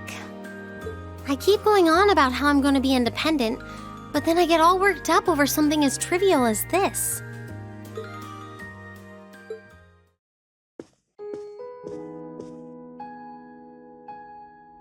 Seeing the city from above at night is really something, though. And to think, you got to take in a beautiful view like this every night growing up. Yeah, I guess so. It used to be my grandfather, my father, and my mother here. Then after my father died, Sharon joined us. But through the years, my family has always enjoyed seeing the lighted windows of Ruhr at night. Something that never changed, huh? I guess it is to you what Ymir's mountains are to me. Maybe every family has something like that. Still, first my grandfather left. And now Sharon and I aren't here most of the time either. Mother just stays here all on her own. Every time I think of that, I just feel like crying. It breaks my heart. I can't understand why she chooses to be so alone. I thought so. You're not just angry at her then. Well, she gets under my skin, that's nothing new. But if I was in her place, I don't know how I'd cope. I couldn't live like she does, losing herself in her work all alone with no friends or loved ones by her side. She wasn't like that before, back when my dad was still alive. She's always been a career woman, but back then she was kind, funny. She had this warmth, you know? But ever since Dad passed away, she hasn't been the same. Work became her life. She pushed Grandfather out as chairman, all for what? More work? I've never seen her indulge herself, not even once. If she isn't dining with some business partner, she eats nutrition bars instead of meals. Sharon scolds her for it, but that's how she is. And that's why I'm scared. I don't want life to just pass her by.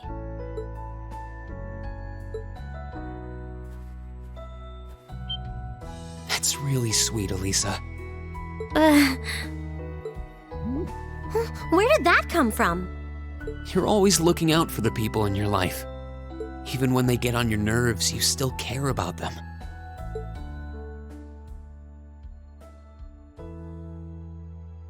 It's like how you and I were at first, or how you were with Laura and Fee. Heck, I still remember how you told me off for hurting my sister's feelings. You've been keeping an eye out for Milliam all this time, too. And you should know that we're all really grateful to you for it. Especially me. I'm worried about what's happening here in Ruhr, too. This is your home, and your mother might be caught up in whatever's going on. I think we should look into it. What do you say? What? But with all our field study tasks, where would we find the time? Why not do it while we're out handling those? Making some headway is always better than making none, right? I mean, I'm not the only one who feels this way. Everyone else does too. Fee cares. So does Elliot. Machias does too. Even Crow's been concerned about you. We can use our time in the city to poke around and find out more about what's going on. You know, kind of like we always do. Well, if you say so, but I'll save the thanks for later. I doubt Sharon will tell us anything, no matter how much we pester her. But I'll ask around and see if anyone I know has any idea what might be going on. It shouldn't be too late to give some of them a call at least. All right, I'll leave the info gathering to you. Once we get our task list tomorrow, we can discuss how we want to do this. All right. Anyway, I think I'm going to start calling my contacts.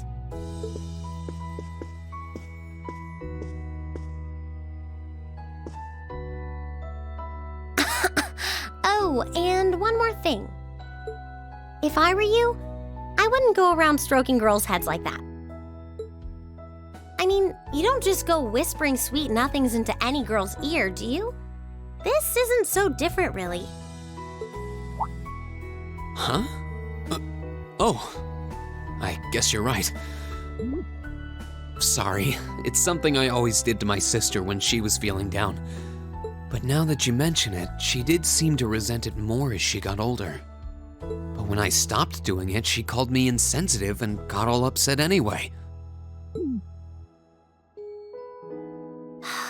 I think your sister and I would have a lot to talk about. But anyway, I'll see you later. All right.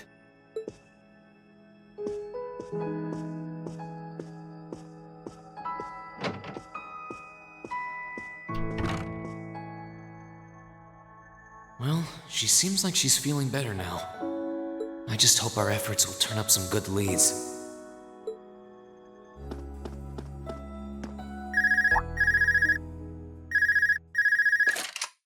Huh? Call functionality works here? I guess it would, seeing as we're right in the headquarters of the company that built these. Maybe it's the instructor. Hello, Reen Schwarzer speaking. Oh, good, it went through. Glad I was able to get your number from Milliam.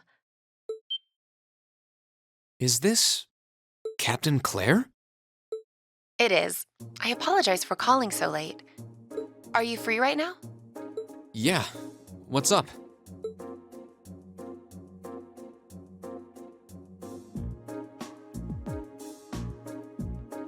There's something important I'd like to discuss with you. But it's a matter best discussed in person. Would it be possible for you to meet me in the city? Sooner is preferable. Like, right now? Would this happen to be related to our field study? Technically speaking, yes. But with the provincial army on alert, traveling in a large group would draw too much suspicion. That's why I decided to contact you directly. You're the team leader. People keep saying that, but I never recall agreeing to it. But sure, I guess. I'll head out right now. Where should I meet you? Go to the upper level. On the south side of the elevated walkway, you'll see a bar called F. It's a quiet, upscale establishment, the perfect place for a private discussion. A bar called F on the south side of the upper level. Got it. I'll head there right away. I'll be waiting. I'm not on a schedule or anything, though, so there's no need to rush. You've got time. And by the way, I'd rather you didn't mention any of this to Elisa. Huh? Why? Because what I want to discuss with you happens to involve the Rhineford Company. But I'll leave it to your discretion.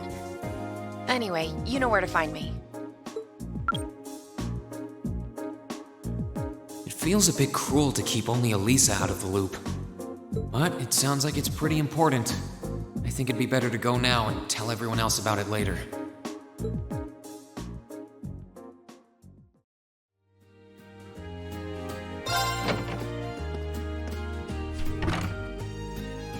Huh. I need to leave, but I don't want to leave the front door unlocked. But if I ask someone to lock up behind me, they'll want to know where I'm going. I guess I might have to tell Elisa where I'm going after all. Will you be stepping out? Sharon? I couldn't even tell she was there. There's no need to explain. That glimmer in your eyes tells me all I need to know. Not to worry, Master Reen.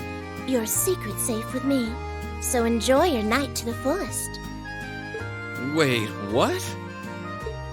You have a date with a fetching young lady, don't you?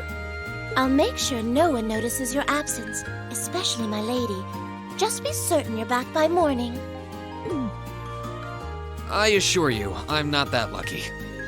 I just got word that this acquaintance of mine was visiting Ruhr.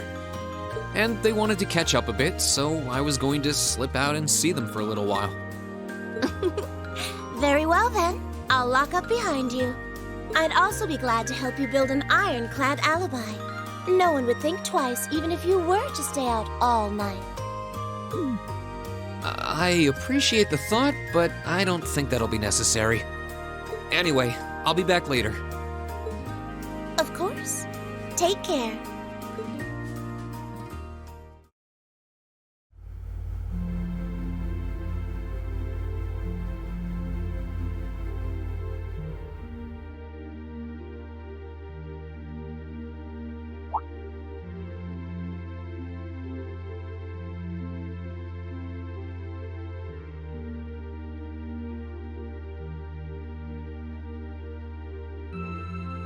It's past 9 already, but I still see quite a few people working. I guess it comes with the territory, working for the world's largest industrial manufacturer.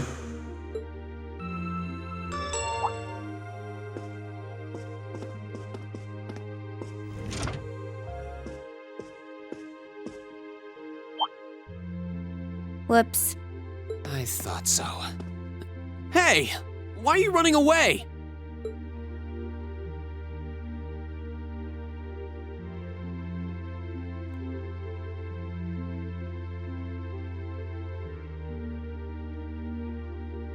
I'm surprised you noticed me. I was trying pretty hard to be stealthy. How long were you hiding there? Wait, have you been trailing me ever since I left the penthouse? Well, I saw you slip out. So, where are you going? Are you really headed out for a late-night romantic rendezvous? What kinds of lies has Sharon been feeding you anyway? Okay, here's what's up.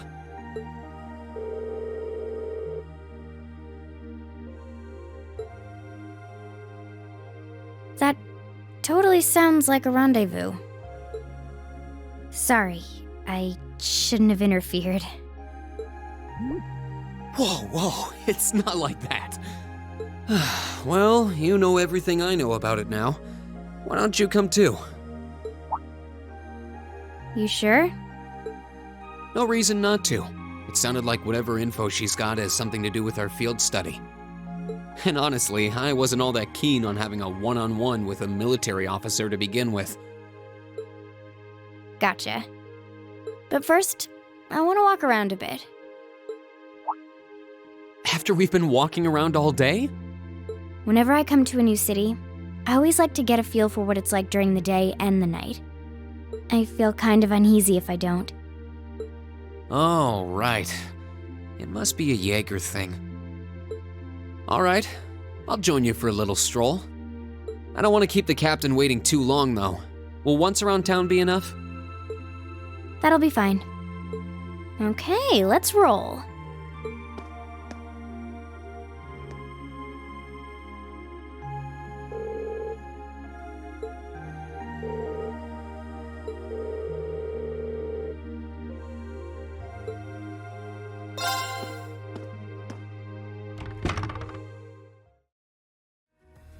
All right, now to find Captain Claire. Oh, wow.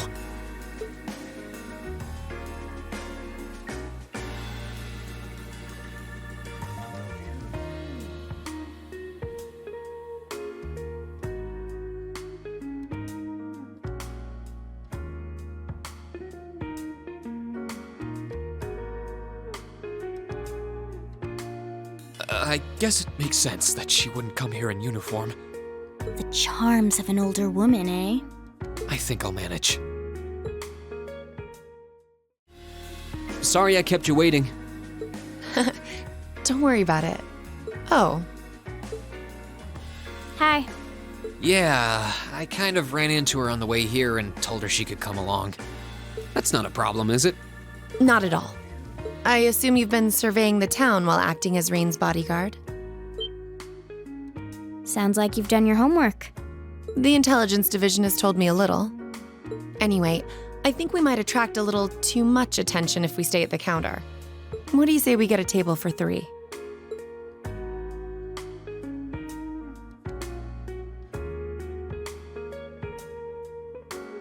It's good to see you both. I think this may be the first time we've been able to have a proper conversation. You may be right.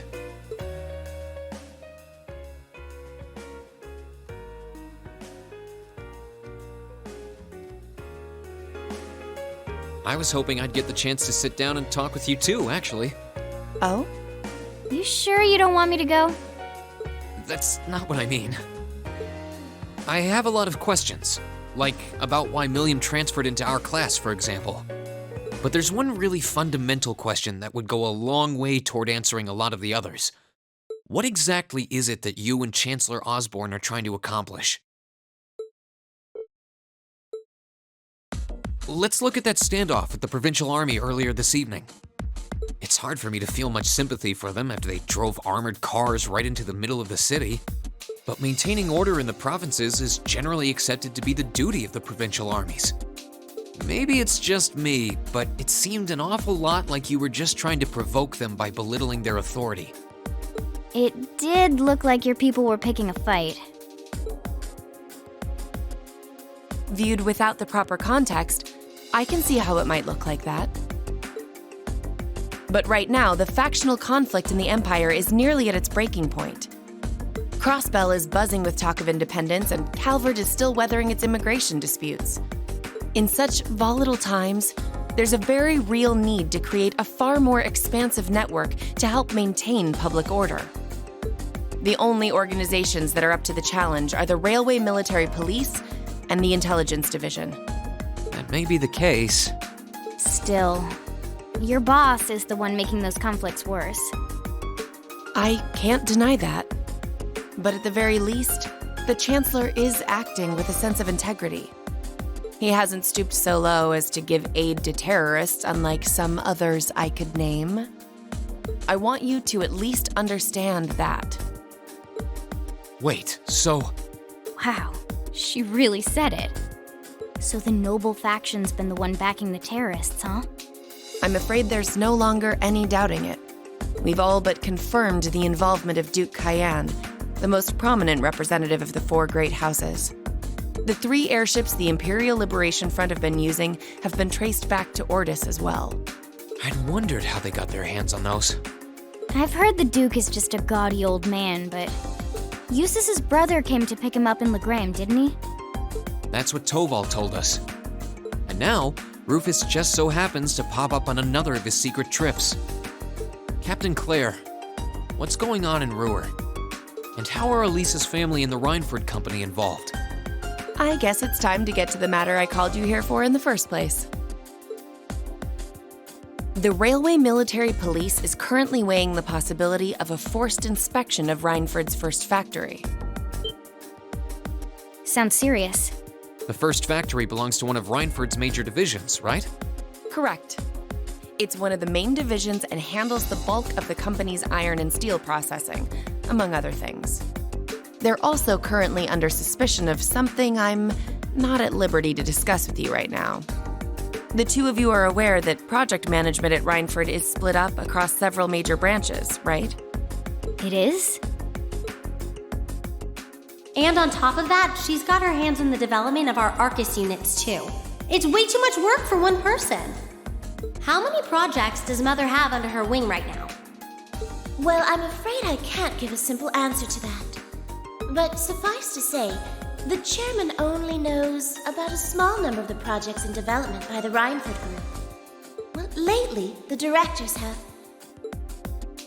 Come to think of it, I overheard Elisa and Sharon talking about something like that. For years now, Rhineford has been the Empire's heavyweight when it comes to heavy industry and manufacturing. The company is split into different divisions that handle things like steel production, railways, weaponry, and tools. The problem is that those divisions have simply become too large. Large enough to have their own internal allegiances, some to the nobles, with others supporting the reformist faction. Are you serious? So even companies are taking sides. I'm sure Irina Rhineford is aware of this to at least some extent as the company's chairman, but the self-supporting accounting system she introduced has the side effect of granting each division a long leash. Because of that, I doubt even she has a full grasp of the situation. So, the first factory you guys have your sights set on for that inspection is aligned with the noble faction, I assume. You assume correctly. And the Provincial Army is doing everything it can to stop us from carrying out that investigation. That's what led to this evening's quarrel. I imagine Chairman Arena is currently doing her utmost to rein in all the divisions and get them back in line. The thing is, when she seized control of the company 5 years ago, she had to rely on support from both sides. Being indebted to them like that, I have my doubts she'll be able to target the underlying problem. It's sounding shadier by the minute. You can say that again. The situation seems even more dire than I thought. And while all this is going on, the factional conflict keeps burning hot across the rest of the Empire. I've told you as much as I can right now. Tensions are mounting all over the country, but Ruhr has an extra fuse of its own. Try to gain an understanding of the crisis unfolding here. Then do your best to stay out of it. Whatever other lessons Class 7 takes away from this field study, I hope that ends up on the list. I wish you the best with the remainder of your field study.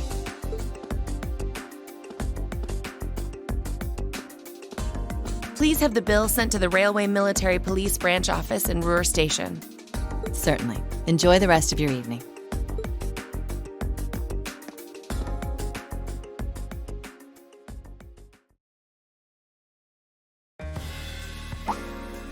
Wait! The bill! Looks like she just picked up our tab. She gave us some good intel, too. For free, even. And I can't just go running after her now. Looks like we owe her one. So, you like the mature type, huh? She's sorta like Sarah, except responsible and composed. You can say that again. Oh. Must be yours. Hello? Reen Schwarzer speak. Reen, what are you doing? Oh, it's just you, Elisa. Well, what do you mean it's just you? Is it true some girl invited you out for a night on the town? Whoa, hold on. A late night date? I thought you only had eyes for me, Reen. Anyway, good job, kiddo. You better spill all the details later, huh? He'll do no such thing. Now, I'm sure there's nothing to worry about. Fee was with him too. Still, it was rash of you to go out on your own without at least consulting us.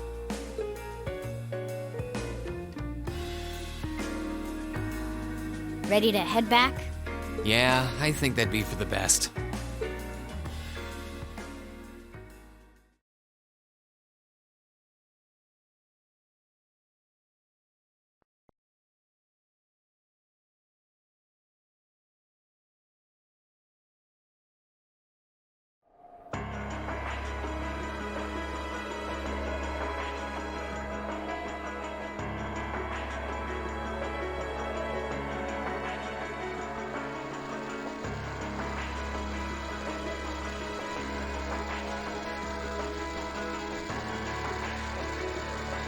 The time has come.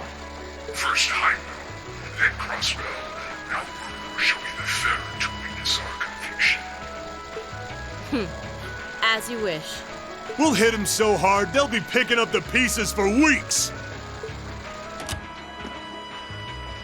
You heard the boss, man. Tomorrow's a red-letter day for us. A real do-or-die moment, in every sense of the word. All our preparations will be rewarded soon, when we sweep in and take the Chancellor's head. Keep your eyes on the prize, and give it all you've got! Yeah!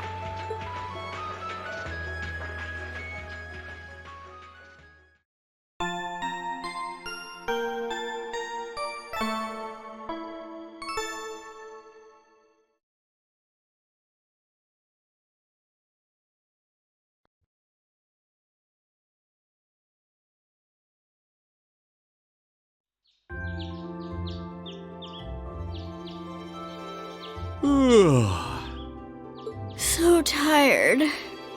The air here is so fresh, especially for a city with this many factories.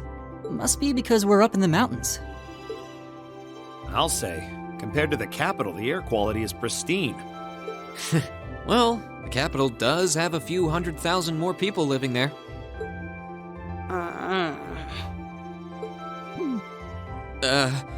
Sure is a nice day today, isn't it, Elisa? Not as nice as last night must have been. I told you, I'm sorry. Yeah, I'll bet you are. I cannot believe you! After all those things you said to me last night, you go rushing out to meet another girl! Ooh, the skies might be clear, but I'm sensing a stormy forecast today. Well, all things considered, even if we assume Captain Claire is trustworthy, I'm not sure how wise it was to go out on your own. I know. In hindsight, I regret keeping it to myself. Still, it was pretty bold of Captain Claire to show up alone to meet Reen. Even dressed down, I wouldn't have thought she'd go out alone with the Provincial Army on patrol. I'm guessing she's more than strong enough to handle herself. Not sure what her weapon of choice is, though. I wish I could have seen her all dolled up, though. But she was a real knockout. Come on, that would put a spring in any man's step. I don't blame you for sneaking out alone. Oh! No! It's not like I knew she was going to show up wearing a cocktail dress. I swear! You seemed pretty taken by her when she showed up yesterday, though. And your eyes were glued to her right up until she left the scene. Oh, really?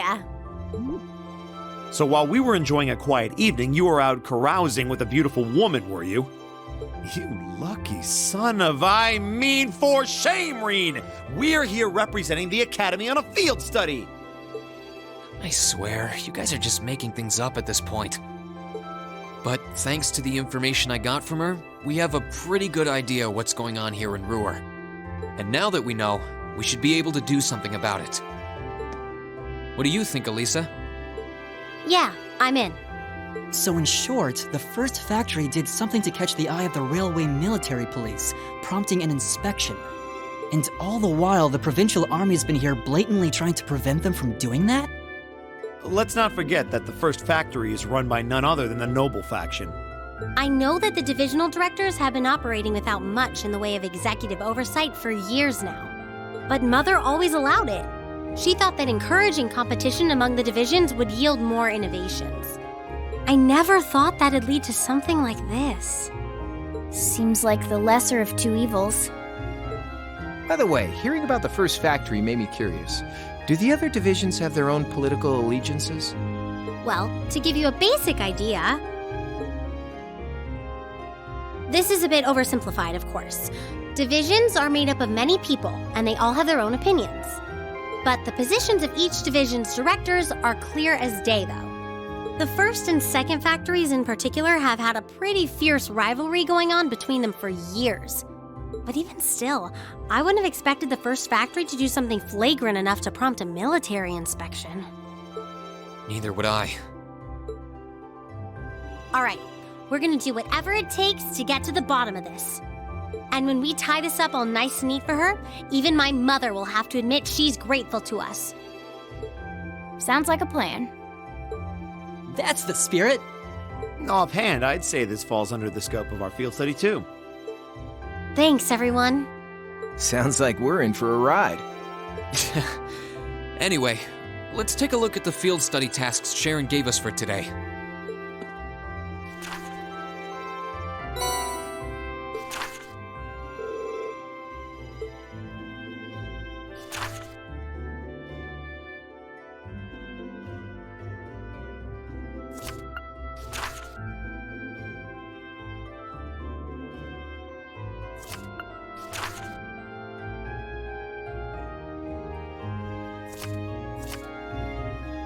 Yeah, I think we can handle these.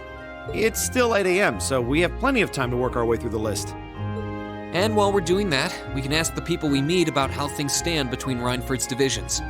Look alive, everyone. It's time to get to work. Right. Roger. Gotcha.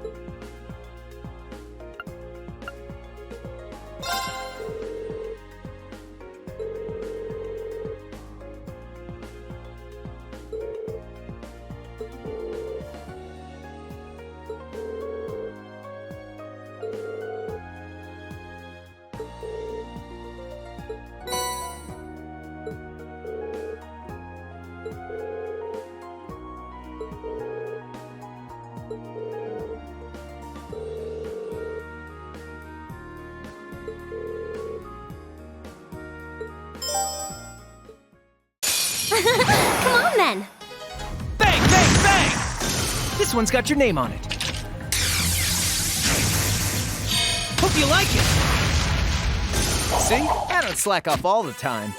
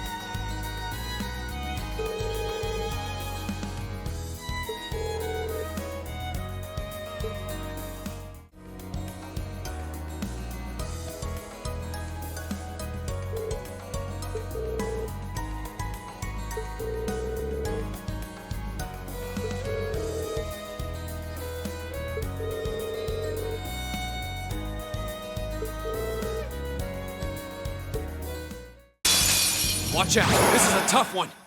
Burn to ash. Ha! Now's a chance. Let's go, everyone. You bet.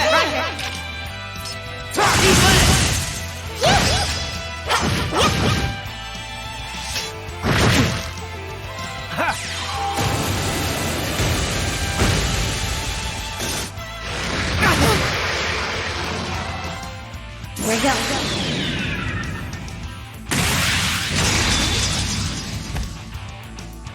Silky dance. That's that. Targets eliminated. Let's get going.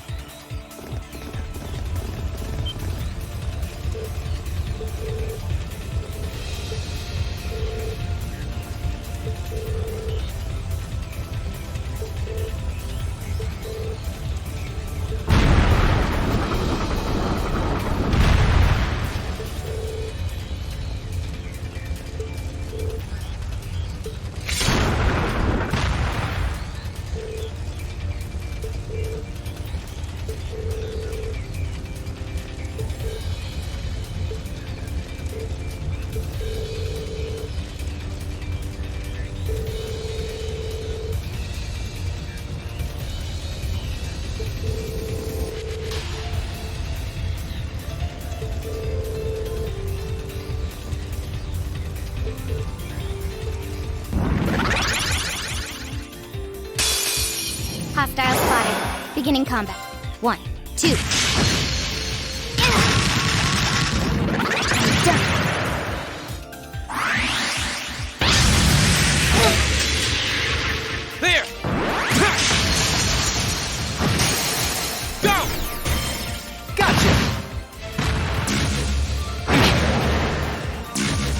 one's got your name on it. Hope you like it. This is my secret weapon! Harvey Orbital Energy! Angela Arrow!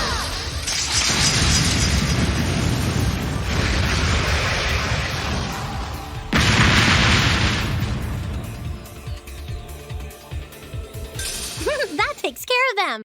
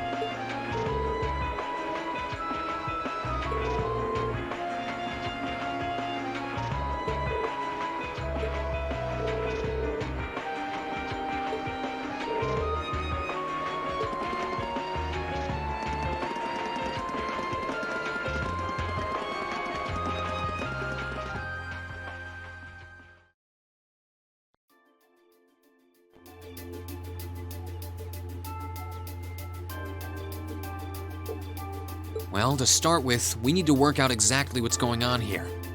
If it's true that the terrorists are working with the noble faction, then it seems likely their aim is to eliminate the evidence of whatever they've been hiding in the first factory. But did they really have to go this far? The iron mine is owned by His Majesty the Emperor himself, right?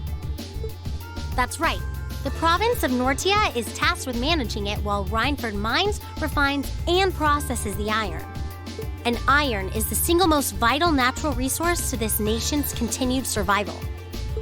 If this isn't resolved quickly, it's going to deal a heavy blow to the entire country, including the nobles themselves.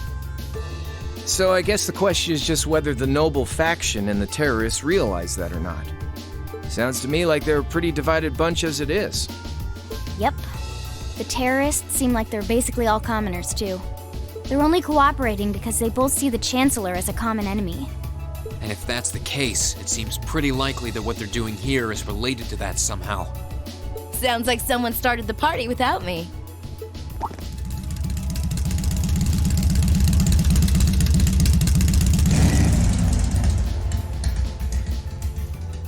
Angelica? You came too, George? Yo, figured you'd show up eventually. Well, we had to test the sidecar, obviously. Spike is just full of surprises. He made the trip to Ruhr in 7 hours. So, speed-wise, we're looking great. Comfort, though, we're gonna have to tweak a few things. I swear, you two never change. Kinda figured Toho wouldn't be able to make it, too. Yeah, she's working on gathering a boatload of information, though. She said she'd be in touch if she finds anything out. Well, that's reassuring at least. Could someone tell me what's going on? You seem to be hot on the trail of something, but I'm not sure it's the same thing we're investigating. Does this have something to do with those family affairs you told me you were worried about? Yeah, it does. I had some nagging suspicions about it. Unfortunately, my hunch turned out to be right on the money. Hold on. Isn't the director of the first factory... My dear Uncle Heidel Rogner, yeah. Seems like it might do us both some good to swap info. How about it? Now let's find a better place to talk.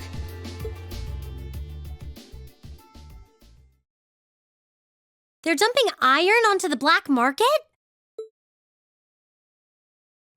Yeah. The amount of steel they're producing doesn't quite match up with the amount of iron ore being mined. That's been the case for quite a few years now. Officially, the reason given is that the purity of the ore being mined is lower now than it used to be. But if you look at what's coming out of the mine, there's no evidence of that. Well, that would explain why the figures don't add up. And because they were feeding the raw iron onto the black market rather than the finished steel... That makes it a lot harder to notice when a little goes missing here and there. Man, Toho put all the pieces together on her own? I'd expect no less from my beloved Toa. She poured over everything. Rhineford's yearly sales figures, government reports on the mine's productivity, you name it. That's how she picked up on the discrepancy. She's really something else. Iron ore being sold off the black market, accounting sheets that don't add up. George, how much iron ore is unaccounted for, roughly speaking? Do you know? Assuming for a moment that all the missing iron was refined into steel, how much steel would we be looking at? This is just a bit of speculative math on my part. But I'd say somewhere in the neighborhood of 100,000 Torum, which is enough to build 2,000 oxen tanks. 2,000? That's practically an army. The Saxon iron mine is a pillar of the Empire's economy. The amount of iron they pull out of there is almost ridiculous. Even if you pocket a small amount every year, it's going to add up to a lot of iron real quick. But what are they planning to do with all of it? Is the noble faction trying to make their own tanks in secret?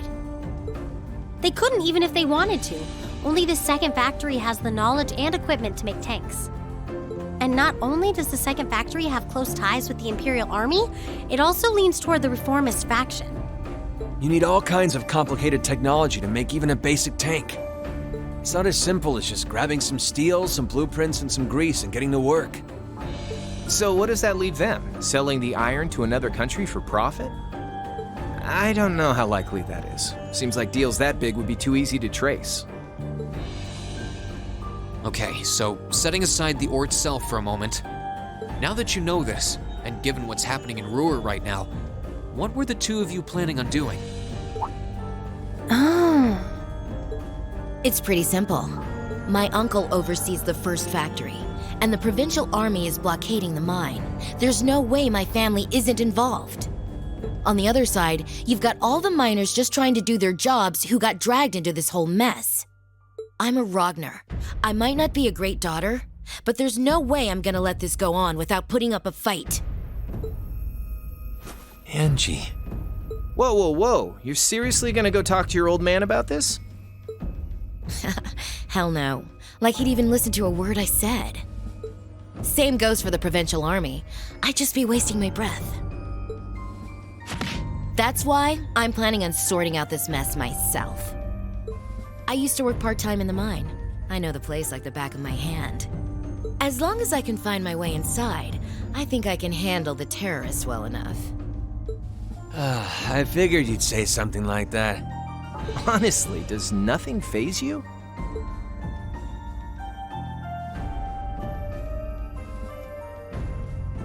In that case, I'd like to ask that you take us along. We can look at this as a test of how to best respond to a sudden crisis. Looking at it from that perspective, I think it fits neatly within the scope of our field study. Don't you? Yeah, after hearing all that, I don't want to let them have their way. Agreed. I'm with Angelica here. My family's involved in this too. I feel like I have a duty to do something about it. Thanks. Truth be told, I was kind of hoping you'd back me up anyway. Whatever help you can give, I'll take it. Well, that's that. The next thing we need to consider is how to slip into the mine without the provincial army taking notice. At the very least, Angie should be able to get the officer in charge to talk with her, but... So, what, we sneak inside while she's distracting them? I don't know, that sounds a little overly simplistic to work. Leave finding our way in to me. If anyone's good at cutting red tape, it's my mother. Maybe she could help us out. She could, but would she? Well, if you think so. All right, I'll leave securing an alternate route to you then. For now, I'm gonna see if I can find out anything else about my family's or the provincial army's involvement here. George, give Toa a call and see if you can find out what the Imperial government is doing about all this. Gotcha. I'll see if I can turn up any machinery that might be useful too. This is starting to feel like last year's field studies all over again.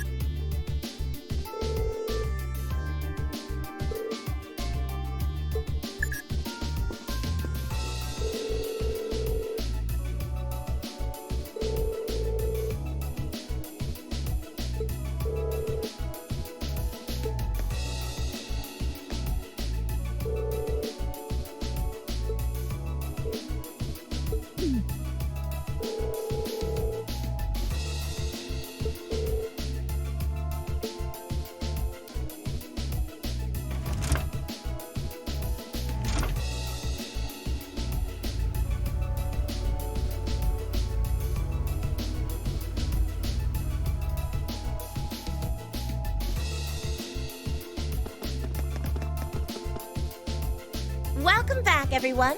I've been waiting for you. I knew it. Like the rising of the sun.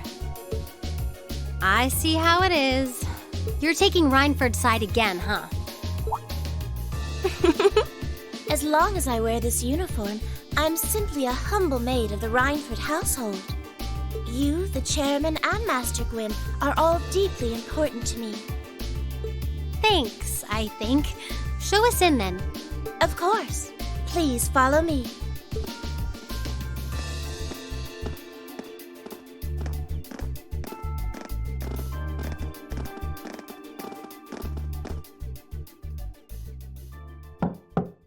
Bring them in. As you wish. Mother, we need to see you. Excuse us.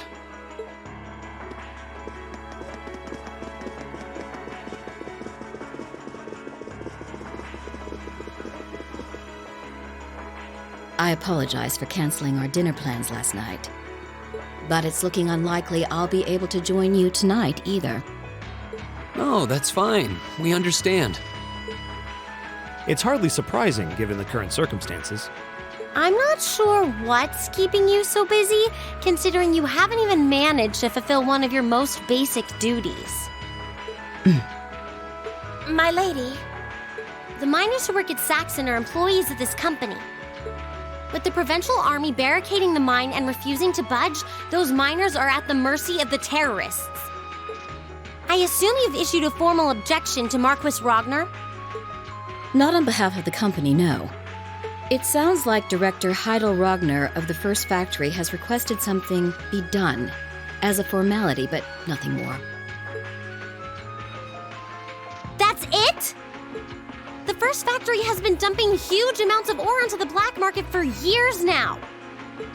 Don't even try and tell me you haven't noticed it. Of course I've noticed. Being unable to bring the First Factory in line allowed that to happen, and that's my failure, I admit. But think, if we assume the terrorists aren't acting alone here, what good would it do to issue an objection to Marquis Ragnar? Well, there are many possible outcomes to this crisis, and we must be prepared for all of them. For example, we need to consider the possibility that the terrorists may set off an explosive in the mine, and how to respond to that. This is a global company. Measures will need to be put in place to protect stock prices, taking Crossbell into account, too. She's got a point. Anything that affects the Rhineford company is going to indirectly affect a lot of people's lives. Correct. The Rhineford Group is its own entity with its own role to fill, and I have mine as chairman. The Provincial Army and the RMP are acting in accordance with their purpose, and one might even say the same of the terrorists. Action with a purpose, that's what keeps the world in motion. So tell me, what's your purpose?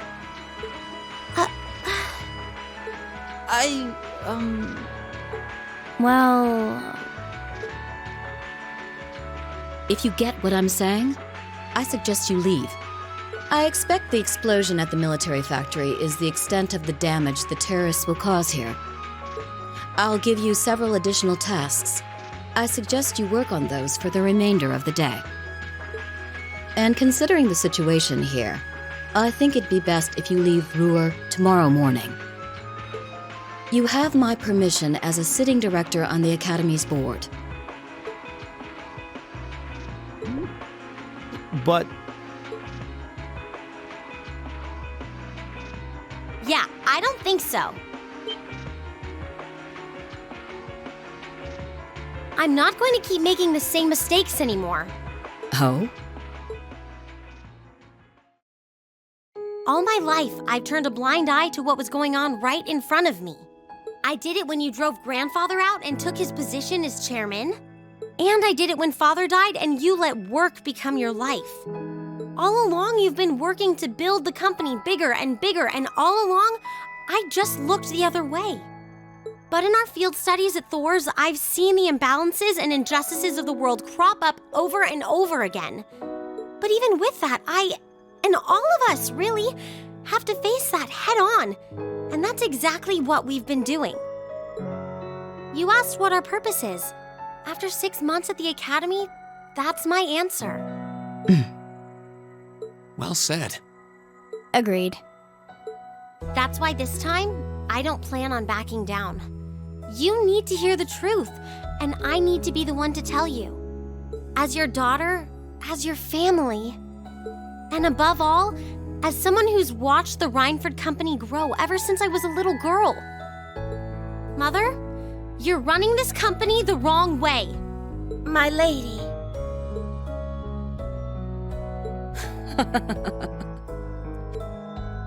Can I assume you, in your infinite wisdom, are planning to tell me the correct way to run my company? Naturally. But I still need more experience before I can do that. I promise you, though, that by the time I graduate from the academy, I'll show you how this company should be run. As someone who just might succeed you as the chairman someday, I should be able to do at least that much.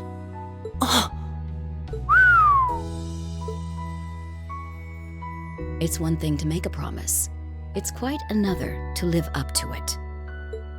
Still, at least you're starting to see the bigger picture. Mother. Give it to her, Sharon. Certainly. Here, my lady.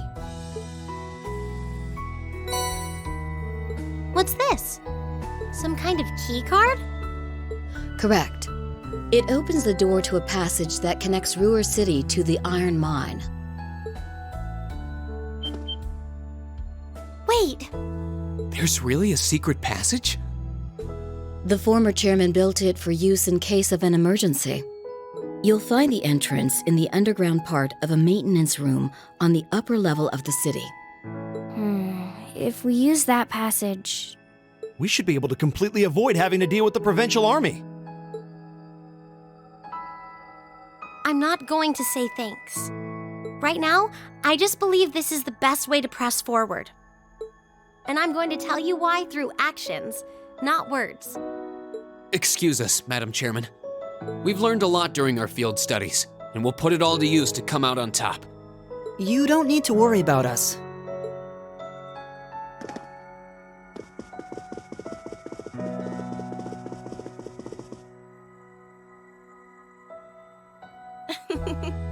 They've grown a lot in the last 6 months.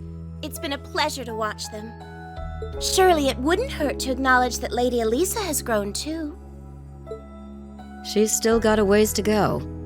If she wants to take the mantle of the Rhineford Company from me, she'll have to show me she's got what it takes. Anyway, it seems all our principal players have assembled. Can I ask you to do one more thing for me? Certainly.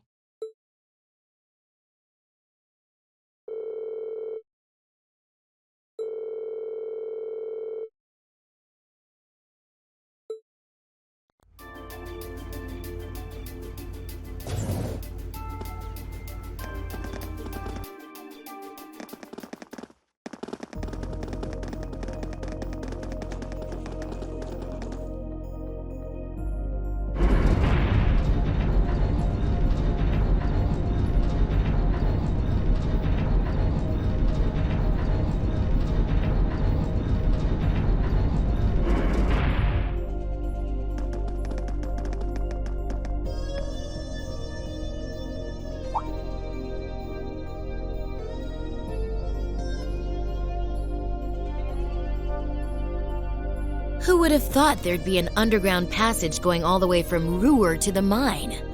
Gwen really does think of everything. Oh, you know Elisa's grandfather? I've heard you two got along famously back when he was still living in Ruhr. He taught me all kinds of great stuff. How to pick up girls, the best spots in the entertainment district, you know, the really important things in life. It's not that I can't believe it, it's that I can. Too easily. I can only hope to sit and learn at the feet of the master one day. Still, it's probably thanks to him that Angie didn't go any further off the rails than she did. Can't deny that. and that's nothing to laugh about. I wonder if we'll seem as colorful to the first years when we're second years. So, you think this is gonna work?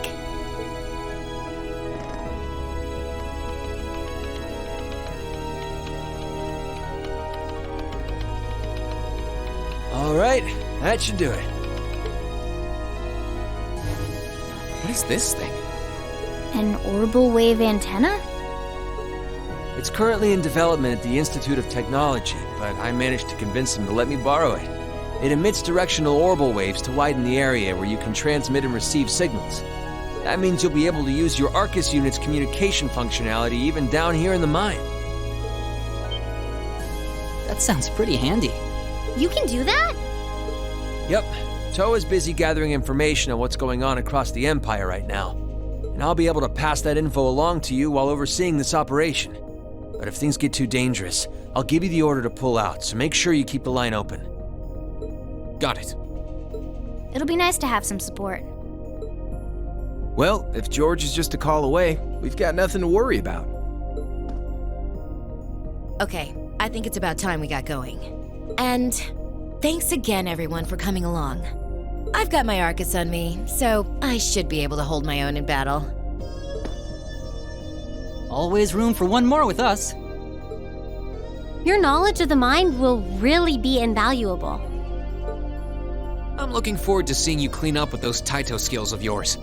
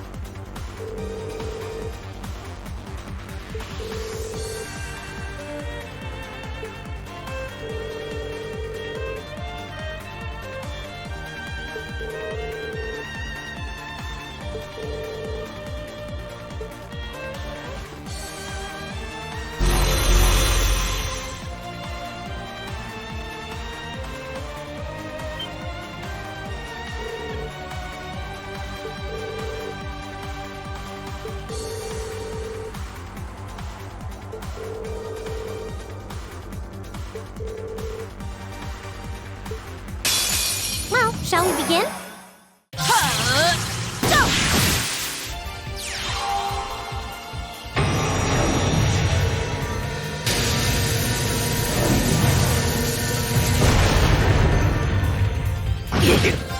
Freeze! Get it?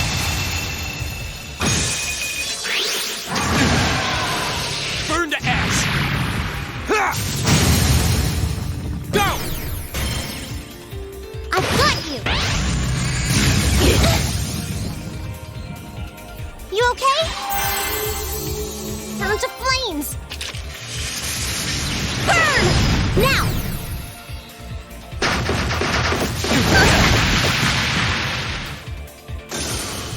All right, let's keep on moving.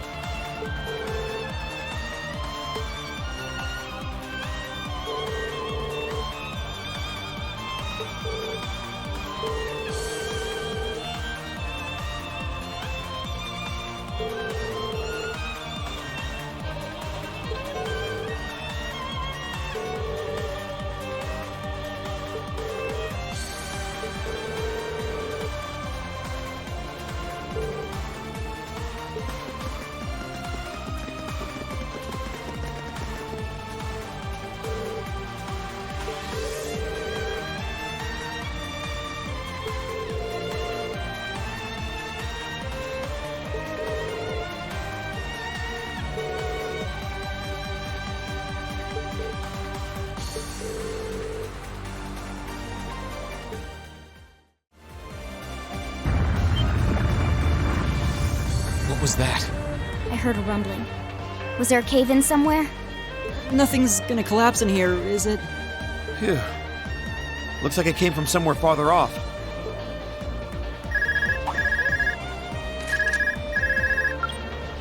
Hello, Reen here. Damn. Reen, can you hear me? I've hit a little snag here. Crow, what happened? Well, I've managed to get the miners back all right. But as I was coming back, there was this cave-in. I hate to say it, but it caught me totally off guard. The route we took in from the passage is totally blocked now. So it was a cave-in after all. Are you okay? You're not hurt, are you? I'm okay. No, a little dusty. It was a close one, though. But I can't get to you, and you guys won't be able to come back the same way from where you are. I'm trying to find another route to get to you. Just hang tight, okay? We will. And be careful. Was that Crow? I heard you mention a cave-in. What happened? That sound we just heard was a cave-in, and it happened right along the route we took in here.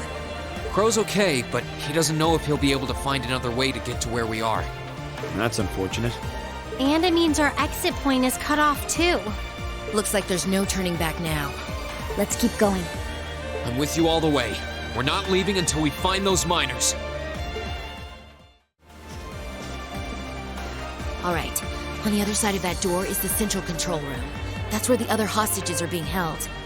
With any luck, the terrorists won't see us coming. They haven't come out to stop us directly, so I don't think they know we're here. Ensuring the safety of the hostages should be our top priority. Right. We need to be cautious now, more than ever.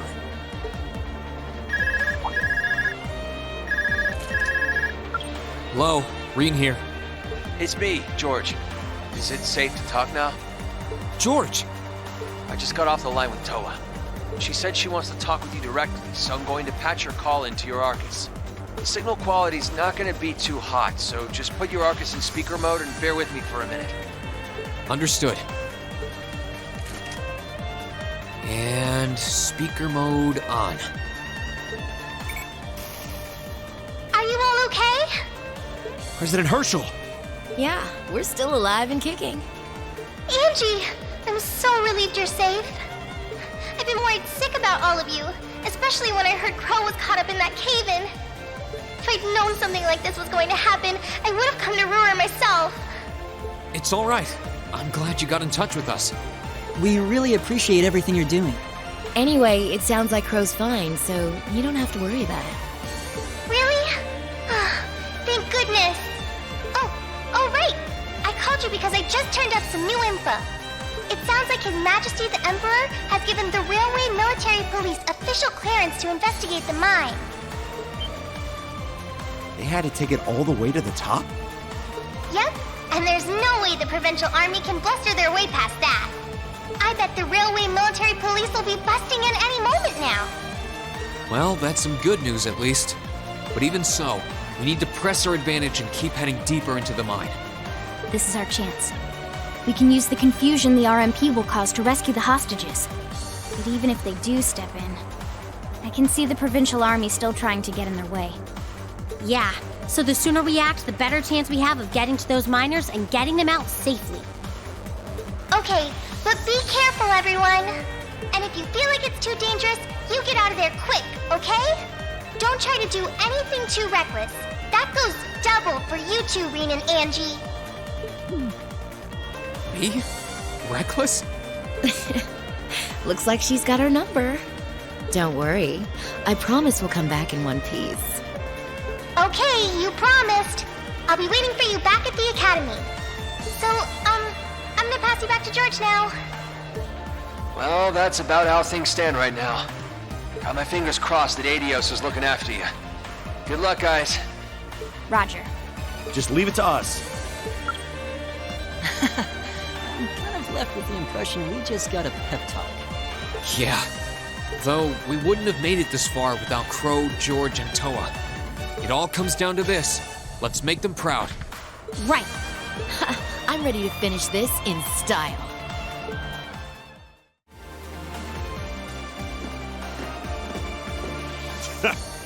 Who'd have thought you kids would turn up again? You just don't know when to quit!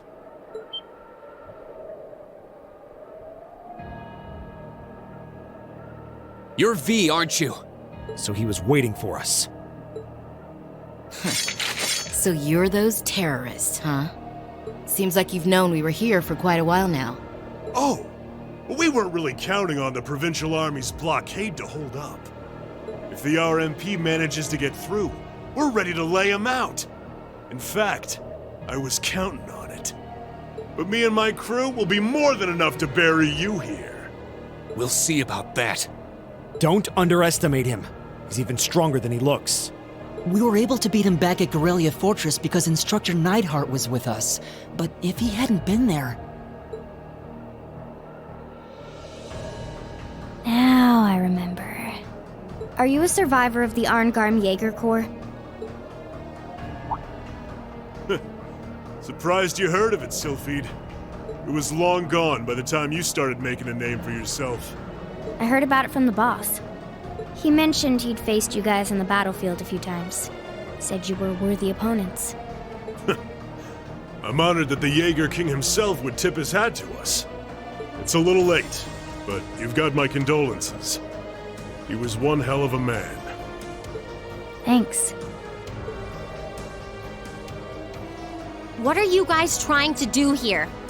Even if you are cooperating with the noble faction, it's not like you both share the same ideals. And if anything were to happen to this mine, the whole country would be in trouble. We know. But I'll do whatever it takes to slaughter that iron-blooded shit stain and let him twist in the wind! But why? Why do you hate Chancellor Osborne so much? Kid, I could give you my life story, but I doubt you'd understand even that. You have no idea how many have been driven from their homes thanks to his reforms. How many folks have lost everything they had because of him. Well... Victims of the Chancellor's expansionist policies, huh? Well, we ain't all pressed from a mold. We got different reasons for being here. Gideon hated him for his ideology. And Scarlet, I heard she lost her old hometown when he went and built a railway through it. So that's it. So that's what drove her to terrorism. Me? Let's just say I've got a misplaced grudge against the guy. Not that I've got any intention of repenting for it now. Like Sylphide said, I ran with a corps called Arngarm. Led it, actually. Just a medium-sized outfit. Nothing too grand. We took decent-sized jobs, did them well, and pulled in solid business. That was life for us. Sure, we might have gotten a little too fired up when we were facing down dangerous enemies. But it wasn't all rough going. Whenever we had a bunch of new folks join up, we'd take one easy job after another. I thought that was just gonna be another one of those laid-back missions. Back when Osborne got his seat as the Chancellor, the Noble faction hired us to give him a little scare, that was all. He was a commoner who came up through the military, chosen by the Emperor. Guess they just wanted to show him who was boss. But he saw right through their plan. Can't really call what happened a fight. It's more like a massacre. They didn't even give us a chance to surrender. Just gunned us all down in cold blood. Young boys who'd just been with us for a couple weeks. Women. Everyone. I was all that was left. Surrounded on every side by my comrades' bodies. I was the only one to come crawling back out of that hell. I wandered a while. Didn't know what to do with myself. Eventually, I ended up finding my way to the Imperial Liberation Front. No high ideals here. I just wanted to kill him. To gut that son of a bitch. Avenge my friends. And tear apart everything he spent his life trying so hard to build. So that's what happened to Arngarm. It's a sad story for sure. Look, I can sympathize with what you went through. But that doesn't mean the Chancellor was wrong in doing what he did. Yeah, it sounds kind of heartless to say, but... I'll say it. Terrorists need to be handled with an iron fist. Their fate should discourage others from following their lead. You ain't strained for mercy, are you?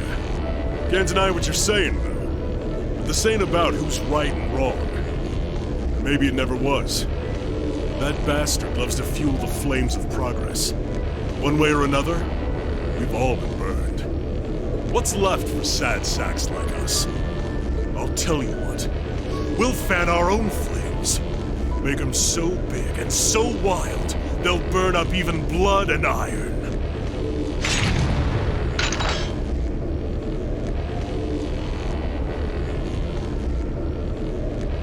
Now then, you came all this way. Might as well show me what you got. Just remember, you're the ones who keep jumping into the fire. Don't blame me when all that's left are ashes. Here he comes.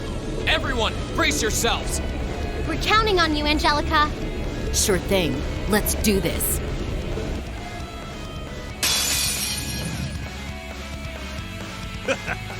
Better to burn out than fade away. Oh no, you don't! Stop right there! Molten Rain!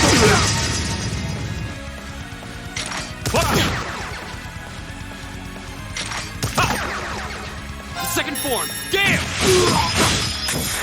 Oh no, you don't! This'll soften you up! Hang in there! Thanks! How about this? Now! Let's get this party started! Right! Right!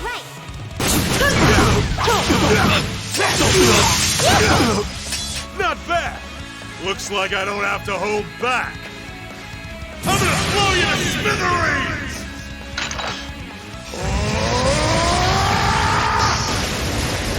Destruction cannon!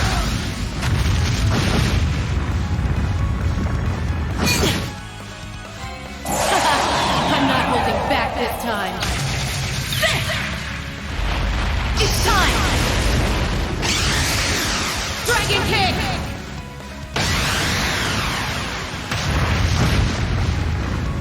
Must have let my guard down! All right, let's keep going. They're strong. I can't believe we got pushed back by a bunch of students. You kids hit harder than I expected. This fight is over. Release the miners! That was always part of the plan. But I don't like your attitude. You don't get to call the shots here.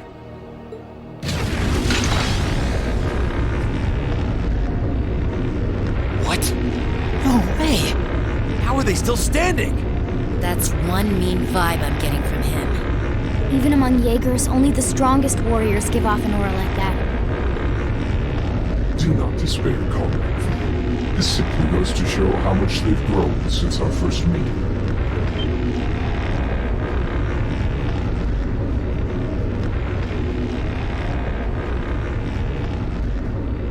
See! So this is the guy, huh?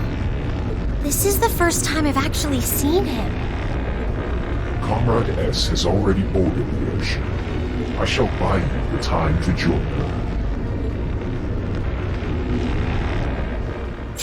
Fine. Chalk this one up as my loss. But next time, next time, we'll have some real fun.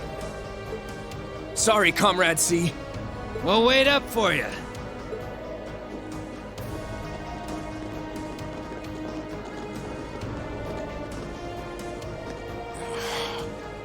Last time. He doesn't let his guard down even for a second. But why the mask?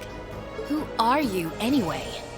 All the other ringleaders show their faces without a care in the world, but not you. Why is that? You'll have to forgive me. I'm afraid I'm the shy sort. Or are you so enamored of the mask that you intend to take it from me by force? It would be quite a coup, especially for the daughter of Marquis Ragnar.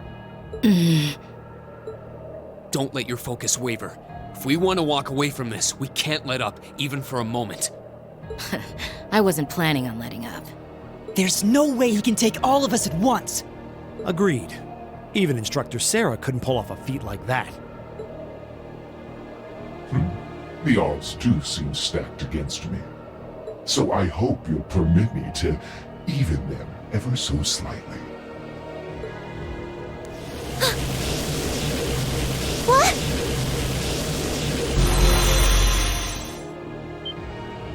Two archaisms! Were they there all along? It was the height of summer when we last crossed blades in Kaino. Do you think you can prevail now where before you fell short? Tell me not with words, but with steel.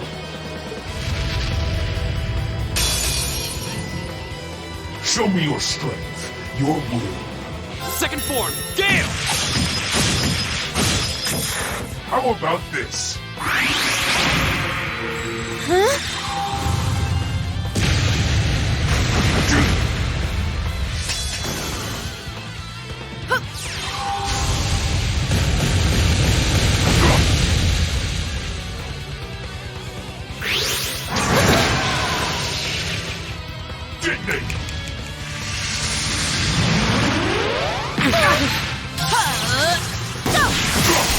Now!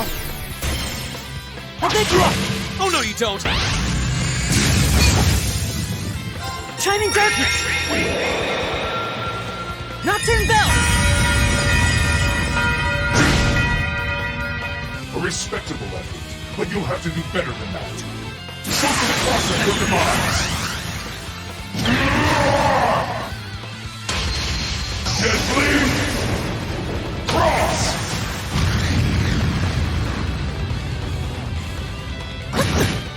This is my secret weapon! Heavy auto energy! Death's arrow!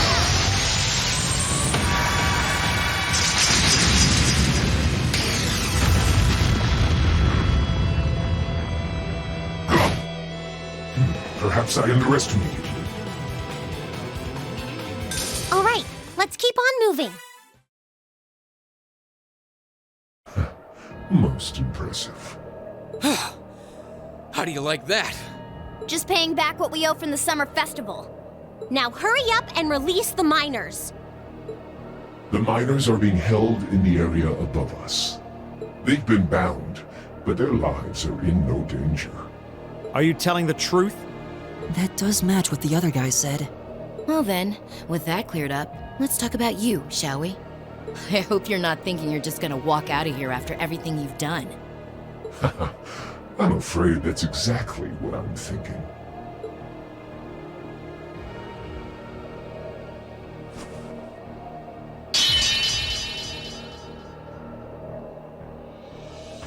Watch out! It's a feint! Damn it! Too late.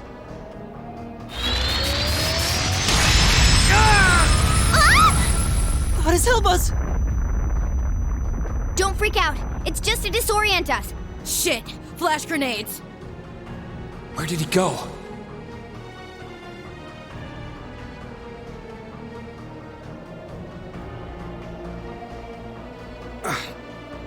He's gone. How could we have dropped the ball like that? We had him right there. Did he go to rejoin the others? That doesn't add up. It feels like he headed downward somehow. But I can't even see the bottom of that shaft, so where? What's that sound?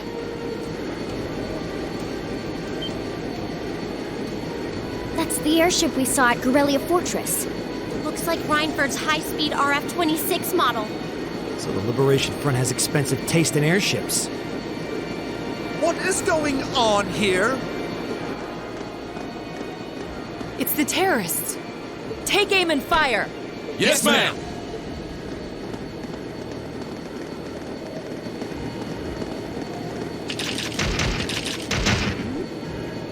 You have no right to open fire here. Men, stop them at once. Yes, sir!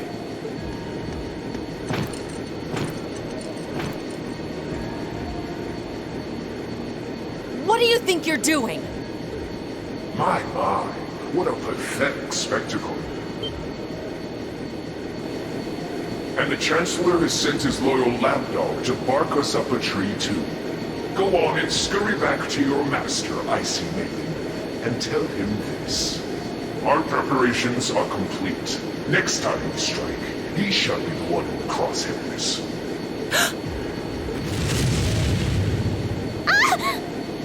They're getting away! Damn! Farewell, for now. You failed, but at least you can say you tried. And to you students, the next time our paths cross, you...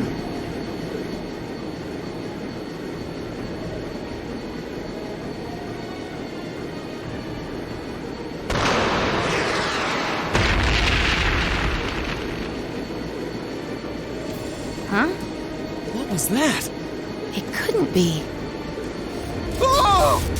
Everyone hit the deck! Oh.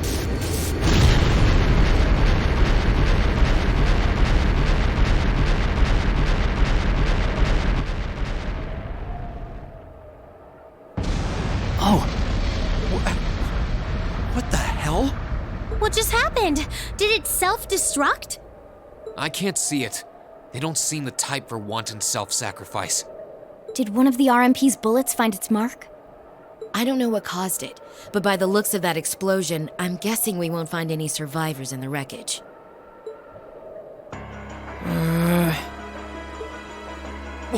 What is the meaning of this? Terrorists or not, that doesn't excuse shooting down their airship without even offering a chance to surrender! Please, calm down. There's no evidence to suggest the explosion was caused by our gunfire. In fact, given the magnitude of the blast, I suspect that some sort of explosive was planted on the airship. Right now, let's prioritize rescuing the miners, then begin a full investigation into exactly what happened here. You have the nerve to suggest... We have written permission from His Majesty the Emperor himself. Or are you telling me you intend to ignore that and hound us every step of the way? Ugh, don't get all full of yourself just because of one little sheet of paper. And who the hell are you meddling kids? Are you students? What business do you have on restricted property? Whatever excuse you have better be nothing short of brilliant, or you're in for a world of trouble! Well, crap. We're in the hot seat now. Are you kidding me?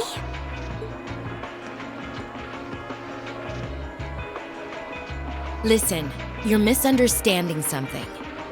They're here because I asked them to accompany me. Angelica? And who the hell are you?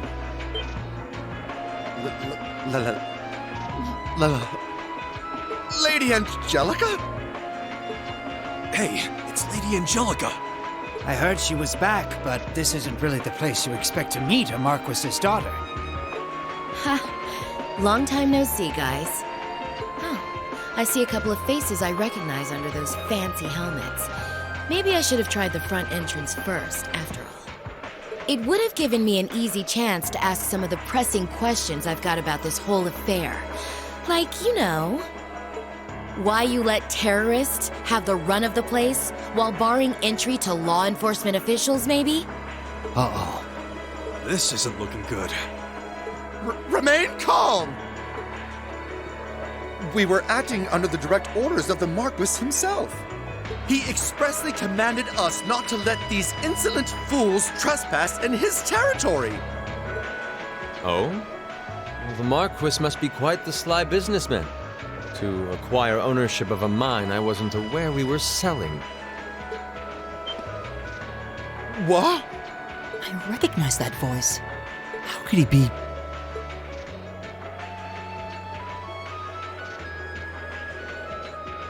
Prince Olivert! Nice timing. Crow! George! Thank goodness you're all right. Yeah, glad to see you guys are safe too. I heard things took a wild turn. You can say that again. I sure wouldn't have guessed at this outcome anyway.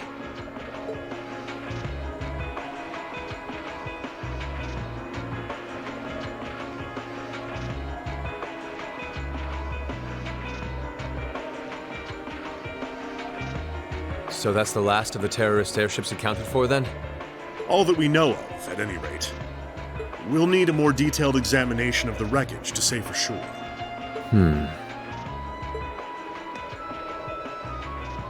truly an honor to receive a visit from you, Your Highness. That's enough out of you. We have more important matters to attend to right now. First, I feel it necessary to emphasize that I personally stand behind these students' course of action. I trust you have no objections? None at all, Your Highness. Oh, Your Highness. We're saved! Secondly, I'll be assuming command here as a representative of the Arner family, owners of this mine. And as my first directive, I demand that the Provincial Army depart at once. The Railway Military Police will remain on the scene under my command to assist with my investigation. Yes, Your Highness. Yes, Your Highness. You heard the Prince. We're moving out.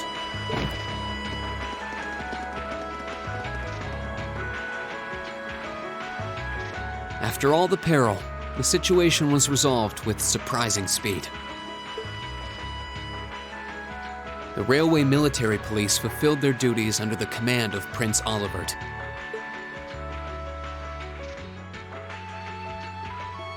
The remaining archaisms were disposed of, and the miners were rescued without significant injury.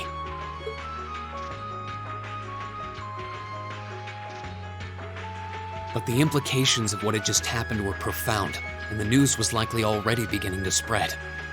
It was obvious that the Provincial Army had given their tacit approval to the terrorists' actions, and the terrorists had destroyed all evidence that the noble faction had been dumping iron onto the black market.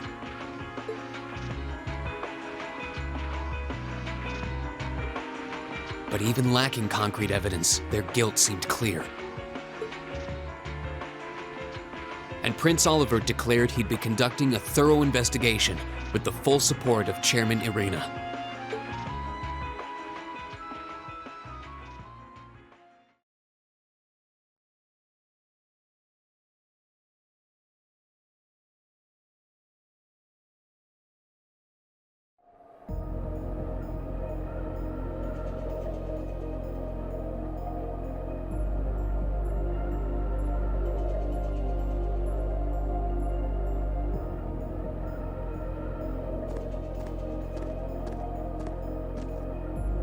This must be it.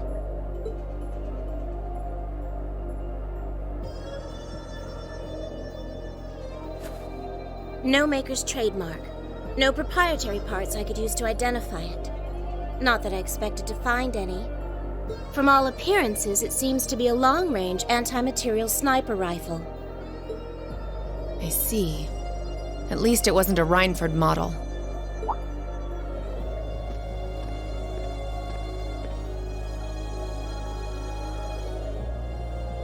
That's correct.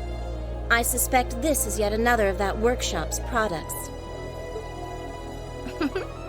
Their handicrafts do seem to be in vogue these days, especially with the Red Constellation. Indeed, but this is no laughing matter.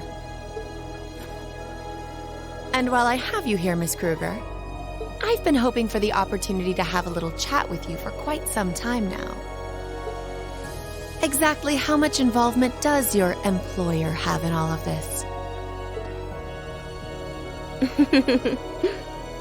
Might I ask to which of them you're referring?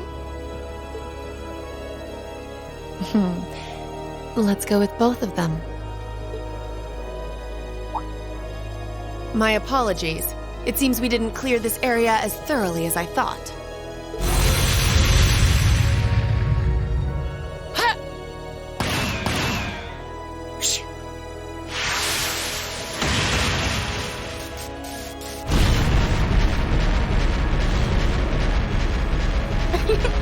You have such splendid form, Lady Claire. It's an honor to see the famous Icy Maiden in action. You're quite the sight yourself. I see now why they call you the Severing Chains. It was nothing. But to answer your earlier question, Chairman Irina has no involvement whatsoever. That said, I'm certain she'll leverage the current goings-on to her advantage as much as she's able. I'd expect no less. As for the other, I expect they're simply playing around. At least for now.